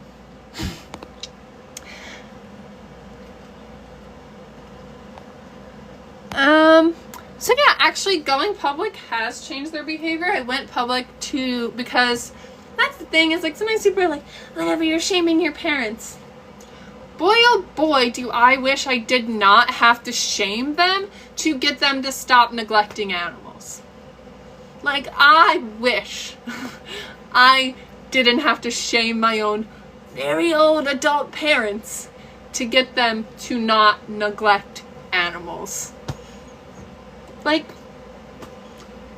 so it's like, it blows my mind when like people are like, why do you shame your parents?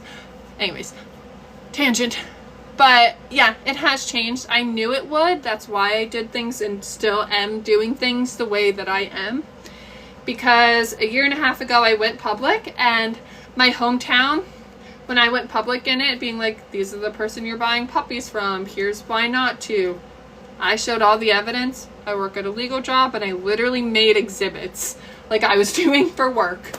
I was like, exhibit 1, poor veterinary record, like whatever. I literally did this whole freaking expose exposing him, and everyone in my small town, except for a select few, were defending him, telling me, this is family drama, this is blah blah blah. I'm like, yeah, it's family drama, but also you guys have been buying and supporting his illegal puppy business for 20 plus years. Sorry, I thought maybe you'd want to know that the puppies you were picking up would have heart murmurs, health defects, flea infestations, tick infestations, etc.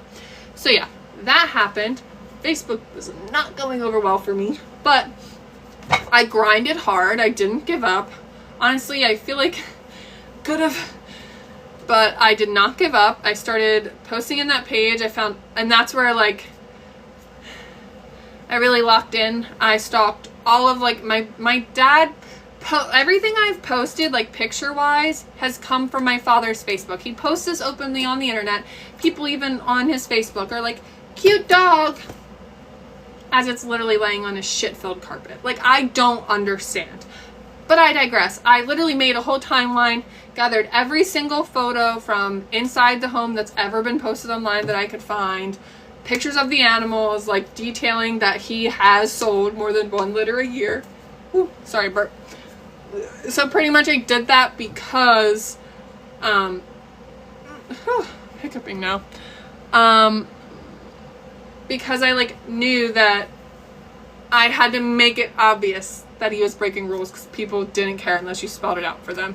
So I looked up all the municipal rules, highlighted all the ones he was breaking, and finally they had a municipal meeting and they put his like his license review or whatever the heck it was for his backyard breeding shit on the municipal thing, and I went. It was the shakiest in my boots I've ever been.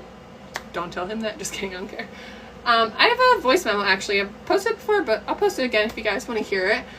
But it's like the voice memo of me standing up to him in a municipal meeting and telling him that it wasn't okay, his response, and even have like the responses, like a bunch of rescues in the area that they know about him obviously because he's been doing this for 20 plus years, showed up, spoke up, and he got denied finally for the first time in 20 years.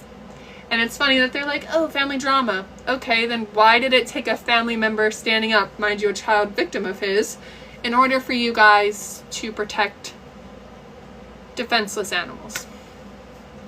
But they defend my father. So. Dogs and cats. So when I went public last year, and this wasn't honestly the most they've had, so it's definitely been worse, but they had 15 adult dogs, not including puppies, and mind you, all of their dogs were unfixed, so just imagine puppies were happening all the time. They have a whole horde of chickens and ducks. Cats, I really don't know, but like upwards of 20 has to be.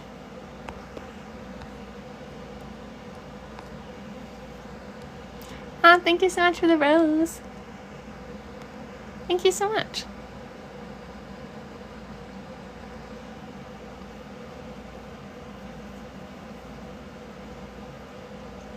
Exactly. I mean, at the most, at our worst times, we had 30 to 40 dogs. And then when I went public last year, there was like 13 adult dogs at least, and at least 2 litters of puppies, so probably like 6 to 10 puppies each. Aw, thank you so much, Glitter Cooter. I like your name. In the home. If you've seen the videos of my home that I posted, they actually stay in like, so each of me and my siblings' childhood bedrooms, ever since, and even when we lived there, has slowly become puppy room, puppy room, puppy room, puppy room. So like the living room that I've posted is where Olaf used to stay. It's now like a shit-filled room that they clearly just would leave dogs in there and close them in there for months. Like the big dogs, they would close them in there overnight or during the day for months on end. They would go to the bathroom in there and never clean it. And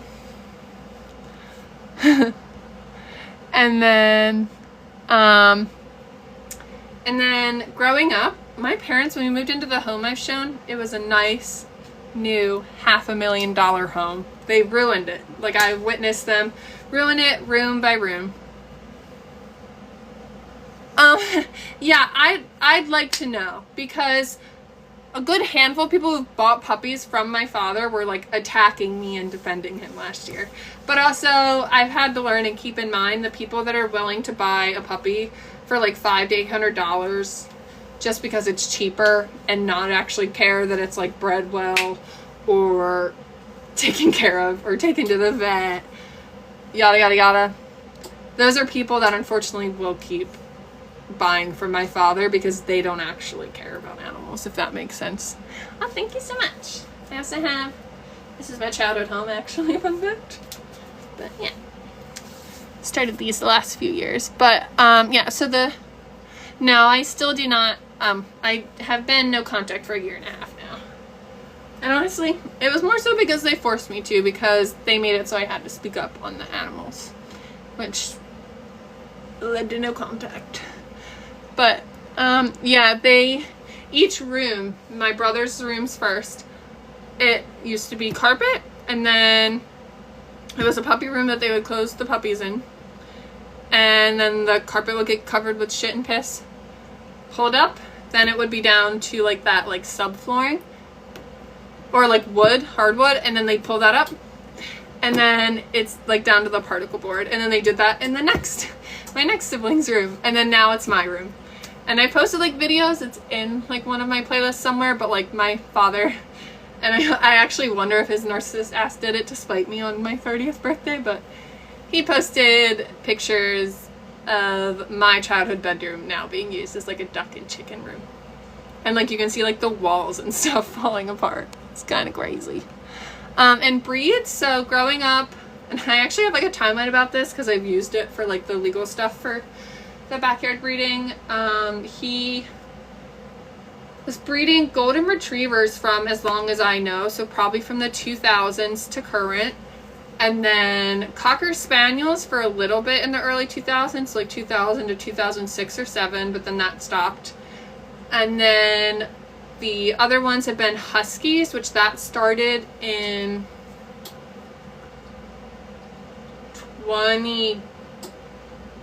2009, maybe 2010, and then has gone through to current. And then corgis, and that started in like 2019 to current.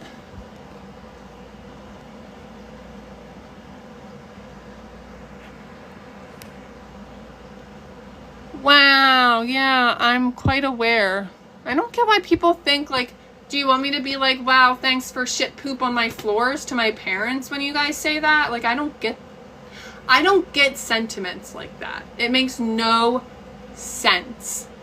And it's literally just you probably re-speaking some freaking narrative that you were spoken by your abusive parents. Like, just be grateful because things could always be worse. Because my father used to always tell me like, you could be a starving kid in Africa, but like literally he was starving us. So like, I don't know, still was going through it. Aww, that's because you're a narcissist. My father's a narcissist, so the fact that you think that it's okay to immediately jump in someone's thing and tell them people have it worse, and then think that you're like gonna affect me by calling me a narcissist, like, I don't care. Because it's clearly evidenced I'm a good person by anyone who actually cares about people, you know? Like the fact that I post about animal rescues and advocating for the animals and hundreds of animals I've saved. What have you done? Oh yeah, saving animals. Typical narcissist behavior. I bet you are sent by a lovely little name, Drama Detox. How about you go and suck her dick, not mine. And they're blocked.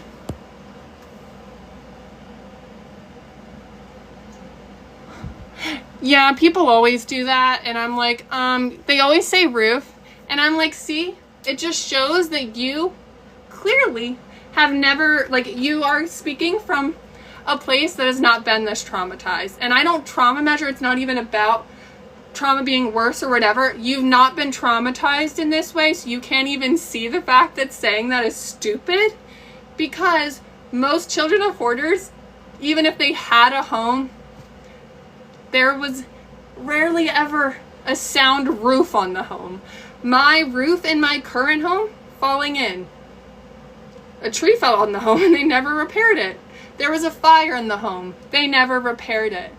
Guess who got soot damage to her lungs and has long-term health issues from the mold, the mildew? Guess who pulled dead cats out from underneath of her parents' bed? Me. And honestly, like, it's so funny they think I'm a narcissist, because when I have never, ever been full of myself, except for telling my parents' story. That apparently to them is narcissism. Speaking about my abuse, my own abuse story, is narcissism to them, which usually just shows me that they are an estranged parent themselves.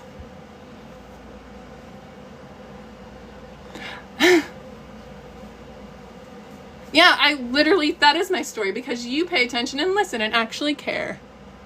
Yeah, no, I actually had rats. My brothers got, I don't want to, it's their story, but my brothers got, and I got some rat-borne illnesses and fungus. I had athlete's foot or whatever it's called constantly in that home. And I always say that people saying that, oh, there's a roof over your head.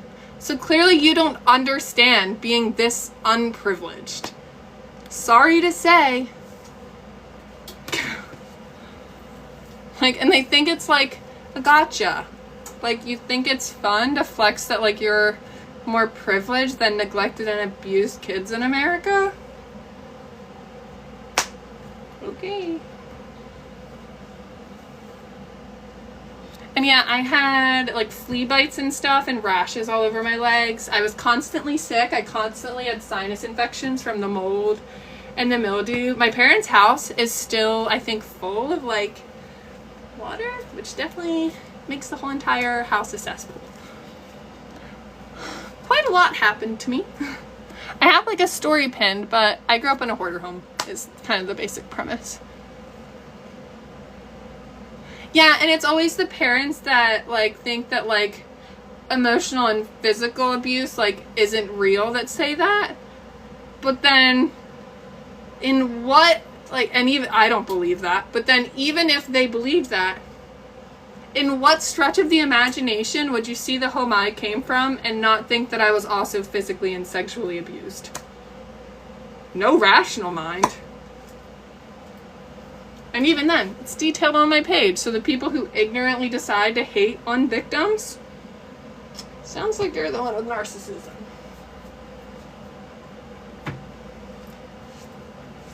And fun fact, I actually have a whole degree on this, so it's fun when they try to diagnose me. Let's see. Cinnamon roll's done. Hi, everyone. Good.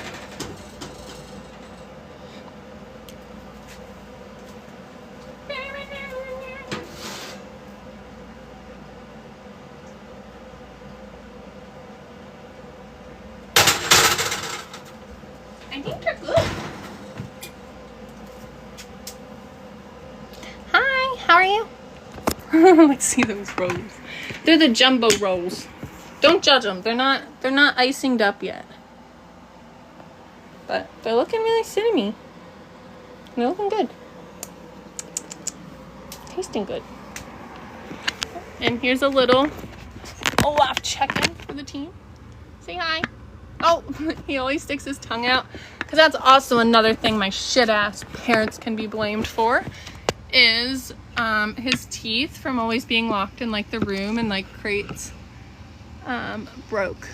And like cracked off and stuff. He like broke his teeth off from like pretty much, you know, being neglected and enclosed in small spaces. I can relate. So yeah. But yeah, because of that, his tongue is always sticking out, which is kind of cute.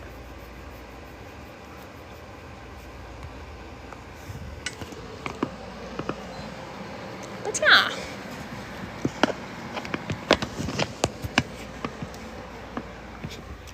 Can you put the icing on them?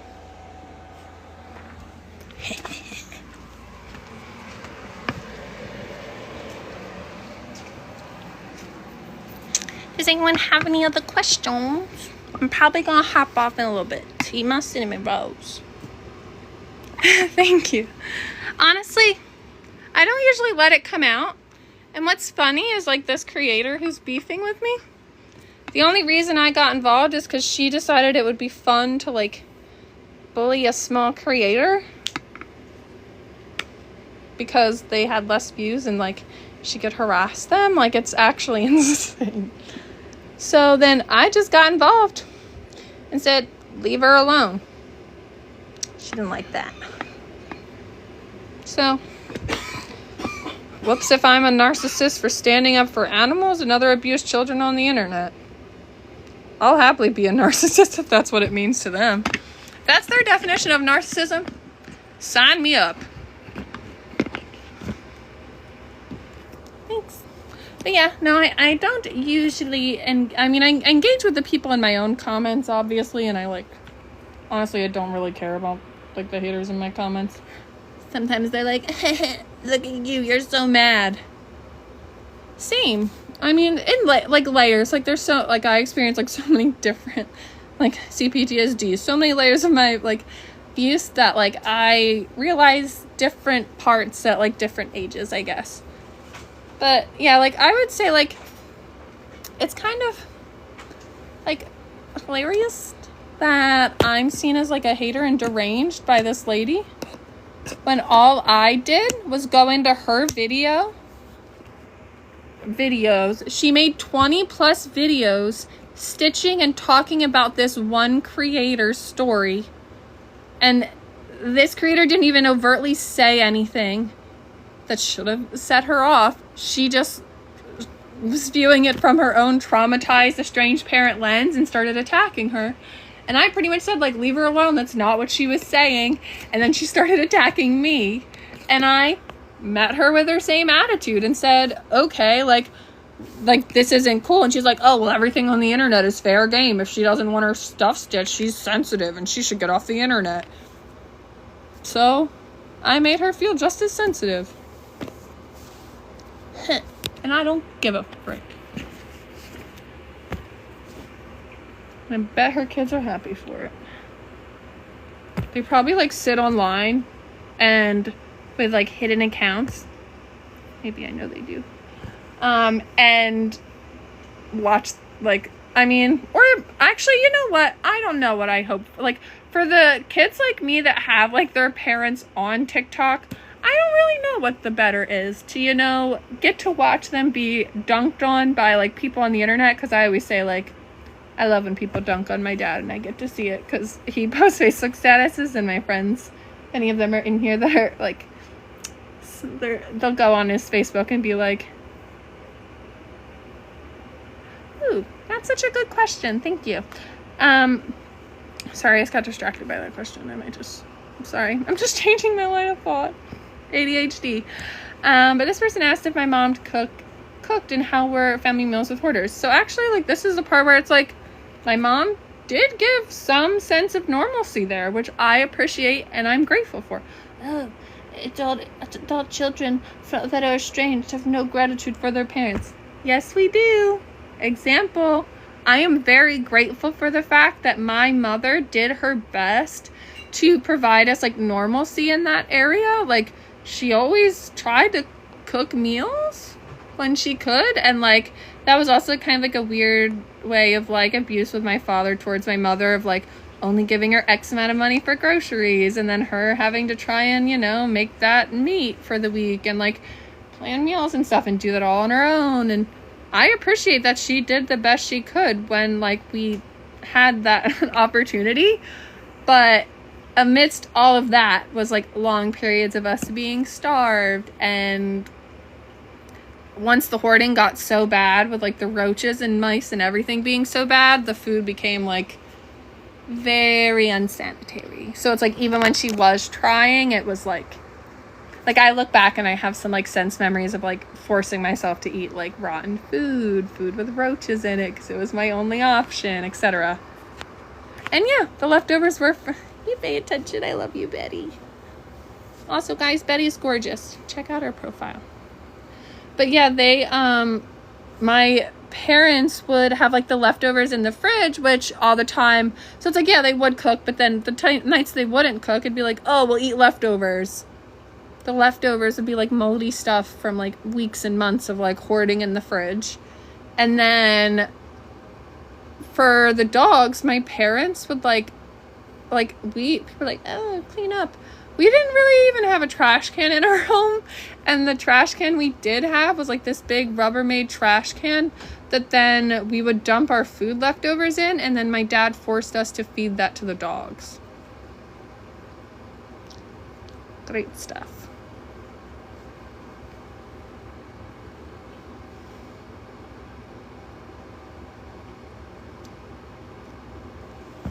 Sorry, I always stick my tongue out when I get bored. It's just a thing I'll do. And I always make a lot of I feel like no one gets to see how goofy I am on my page. But I'm goofy, I swear. I'm a goofy gal.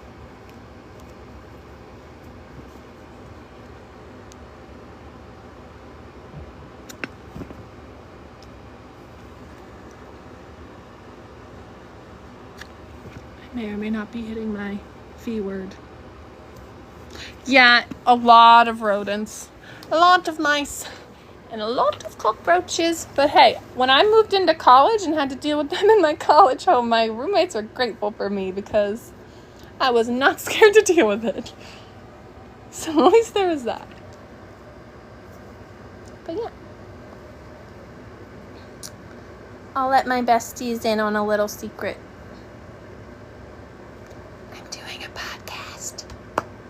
I've got invited on someone's podcast this month. I won't say whose though, because I can't yet. But I'll tease it for my besties that I will be on a podcast at some point telling my story. And then I'll be like, please support me so that everybody doesn't think I'm lame. But yeah, I'm really, really excited and proud of it. And I have to start preparing my story to be able to sit and tell it in long form. So I might also try and sit and practice on live with you guys to practice my stream of consciousness. Thank you so much. Honestly, I've got I usually do, but in the last 24 to 48 hours, I've gotten so many DMs from people and they make me cry every time, being and it's usually either I'm still living in it and you give me hope, or it's adults being thank you, I really thought I was alone. And it makes me feel really good because truthfully, before I started posting about stuff in February, March, and or before then, but February, March is when I made a few posts that kind of gained traction and then kept going. And at that point, when I was posting that stuff, it wasn't me posting and being wow, so many people are going to relate to this and feel so seen. That was not the perspective I was posting from, I was just doing what most people do and just venting with a creative outlet. And I would see trends and stuff that would match how I felt about my parents or certain sounds, and I would post them, and it was healing for me. I actually like my own life.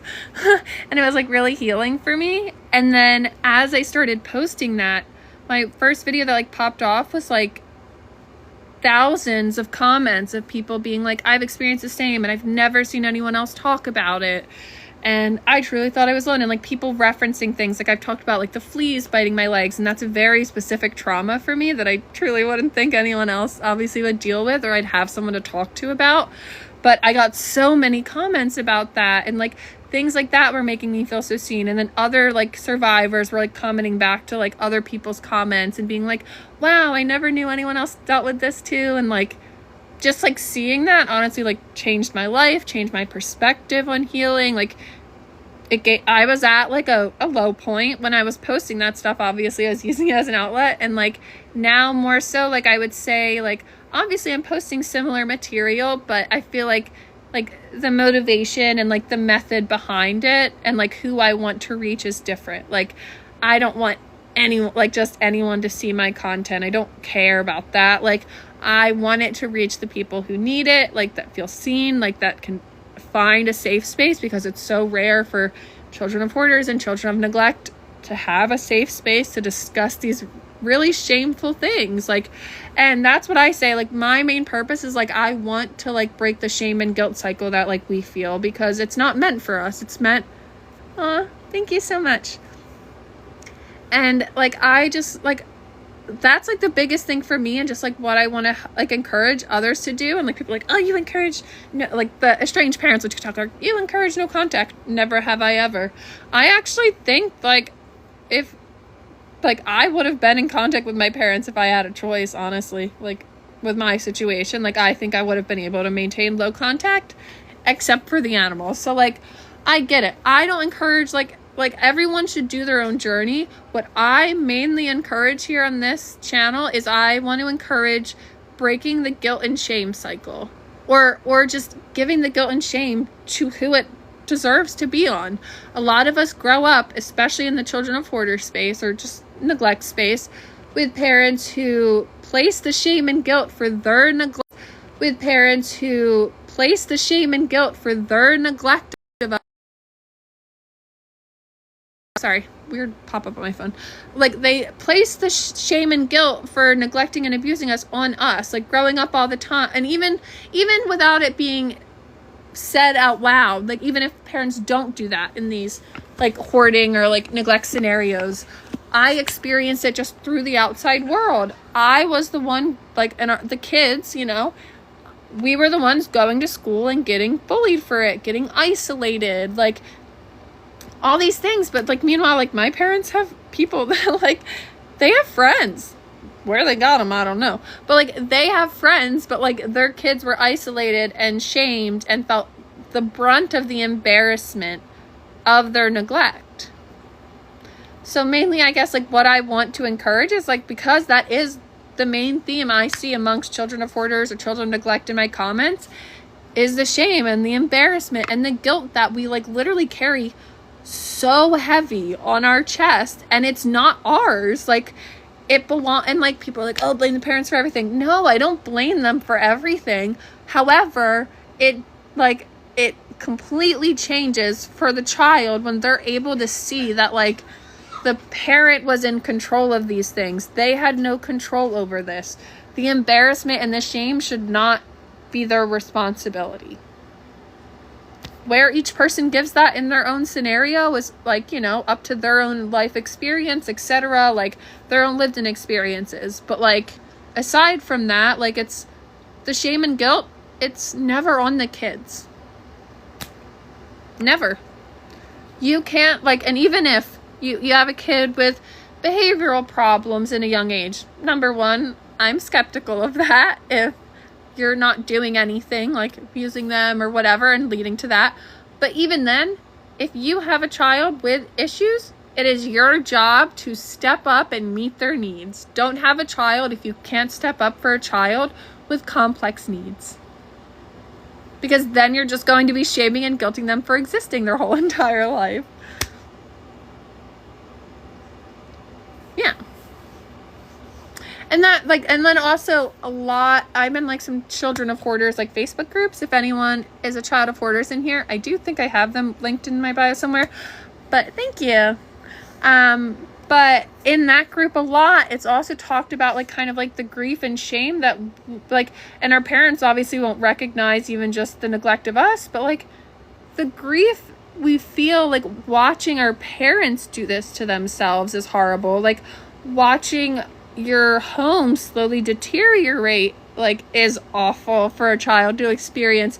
And then even if you don't continue to have a relationship with your parents, it's so, like, it's so grieving for the child to have to, like, watch them, like, not want to get better, I guess, if that makes sense. So, like, in the hoarding space, like, it's so often talked about for the children because we feel so much, like, grief, like, watching them continue this hoarding cycle, rejecting all, like, you in hoarding especially, like, from my experience and from a lot of people's, the delusion is so, like hard to break, like to get them to be like, hello, do you not see what's going on in front of you? Like,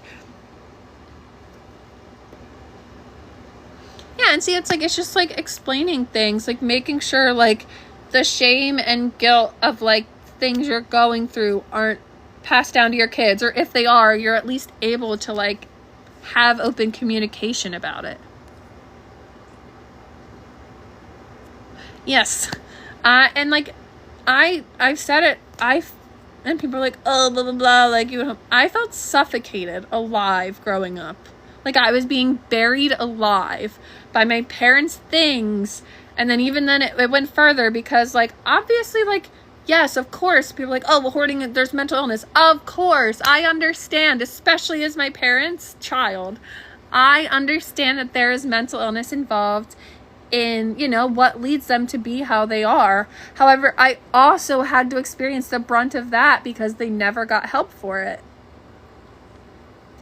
Yeah, and like, I do believe that like high functioning like depression can lead into hoarding tendencies. Or I've seen a common thing like in research in general, like hoarders, a lot of the time it can stem from loss of a loved one or grief, and then like having trouble like getting rid of things after, for a sense of like control, being like, oh, well, if this person touched this piece of trash, I can't get rid of it. Of course it's nonsensical, but like it's part of grief. Yeah, and yeah, like even my parents, it's like the second or third home that they've ruined. Like, and I remember, and like that was always the biggest grief for me as a kid, was like the hope I would feel like when we would move, or when things would like kind of change, or like when DIFUS would come and we would actually get the house really, really clean, and I'd be like, oh yeah, hi, hello, we're talking about CPTSD, and I got it from being a child of hoarders. But yeah, like whenever CPS would come and it would get really clean, or like when we would move to new homes, because it was like the second or third home, like the one my parents are on, I would feel so much hope that like things would get better, that like, okay, like, because people are like, oh, they just need like a fix again and they'll get better. My parents had so many fresh starts and then squandered them. Yep, and that I don't know if you experienced this, Crumpet, but I was smelling candles today, and I had trauma flashbacks because my mom's thing, like when the home would kind of be clean, it would always be like an apple cinnamon fall scented candle would finally be lit for a good bit. Like that wasn't common in our home. That rarely ever happened. And now whenever I smell that smell, I smell it, but I also smell how like it smelled back then, like mixed with all of the hoarding smells to try and like cover it up. Oh, thank you. Italy, that's so cool.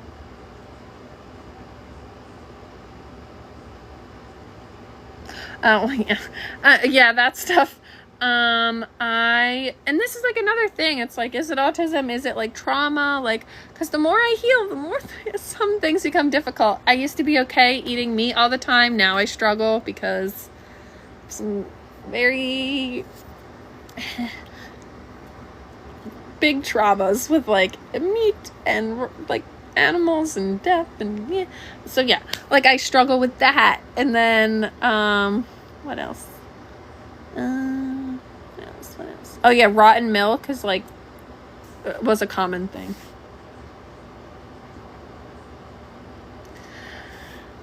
I've looked at it and I don't like, sometimes I don't get it, because some people are like, oh, they're unhappy too, but I don't know, like maybe some hoarders are and then some aren't, because like I don't know, like I truly can't tell if they're happy living that way, honestly.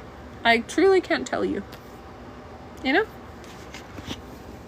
And then I've always said, and my therapist and I have talked about this, because I'm like, I mean, there definitely was parts of me when I was living there that like was delusionally happy, because like you kind of have to be or else you're not, you know? If that makes sense. So like obviously I was unhappy and overwhelmed at the time, but if I faced that while I was still having to deal with it, I don't think I would have dealt with that well.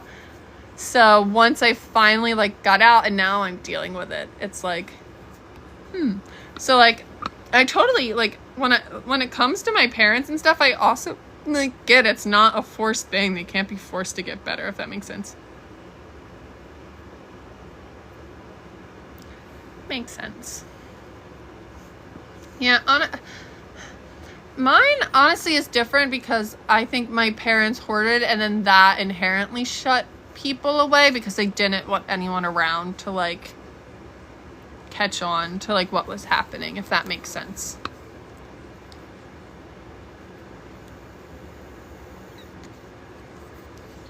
Yeah, for sure. And that's, like, honestly, it's definitely one of the things where, like, because of a degree in psychology, like, obviously everything is different. Like, every mental health, like, every disorder presents differently for everyone, even with, like, symptoms being similar and, you know, clinical diagnoses. But hoarding is, like, one of the most, like, variable things I've seen. Like, there's, like, similar, like, experiences, like, on the day-to-day, but, like, how it affects us all seems very individual.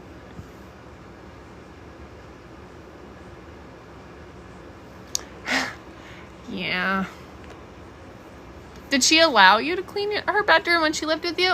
People do say, like, if they can, like, get hoarders to maintain boundaries, in some ways they're able to kind of, like, have a relationship with them. Like, they've had them live with them, but then, like, say, like, hey, you have to follow these boundaries. And, like, it's not easy, but I've heard that it does work for some people.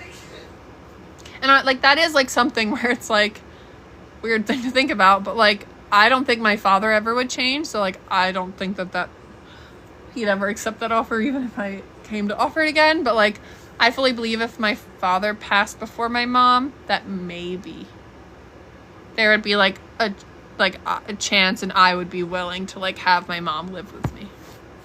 Maybe. Don't quote me on that.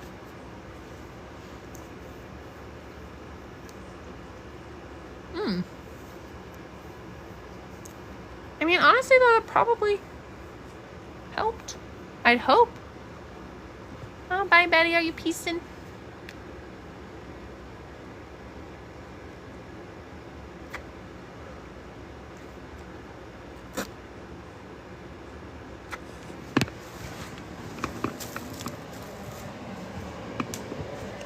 This is a cat stroller, and normally I used to, like, put it away, but now it's Bud's favorite bed.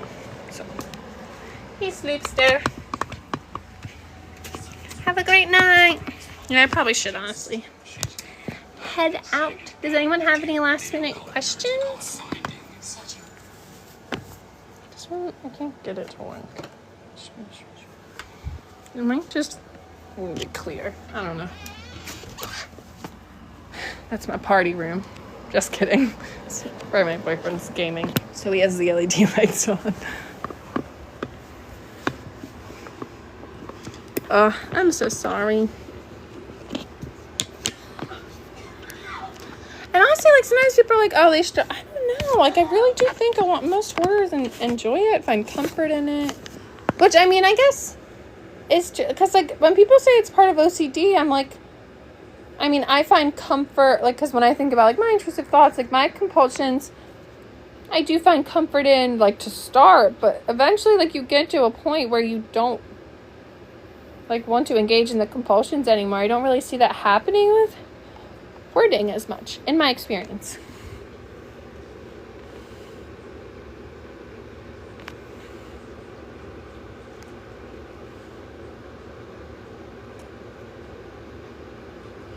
Yeah, honestly, and, like, people are like, that honestly, I feel like would be my perspective with my parents if, like, animal hoarding wasn't also involved. Hi, we're just chit-chatting about CPTSD and hoarding. How are you? Happy Sunday. My hair is crazy. I'll thank my dad for this blessing, I guess. To get my head of hair from him. It's pretty big. People always say they wish they had my hair. And I always feel bad because I barely do anything with it.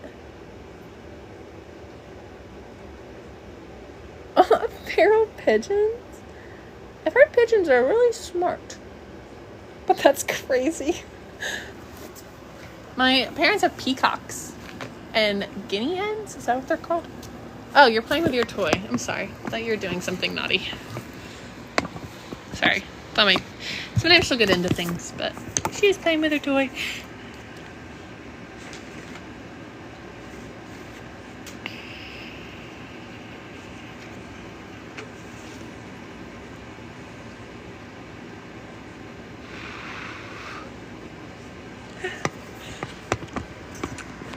That's crazy.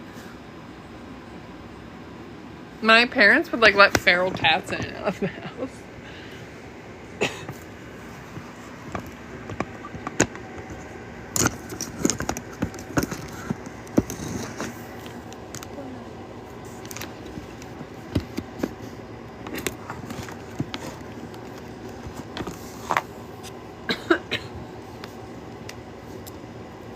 Alright.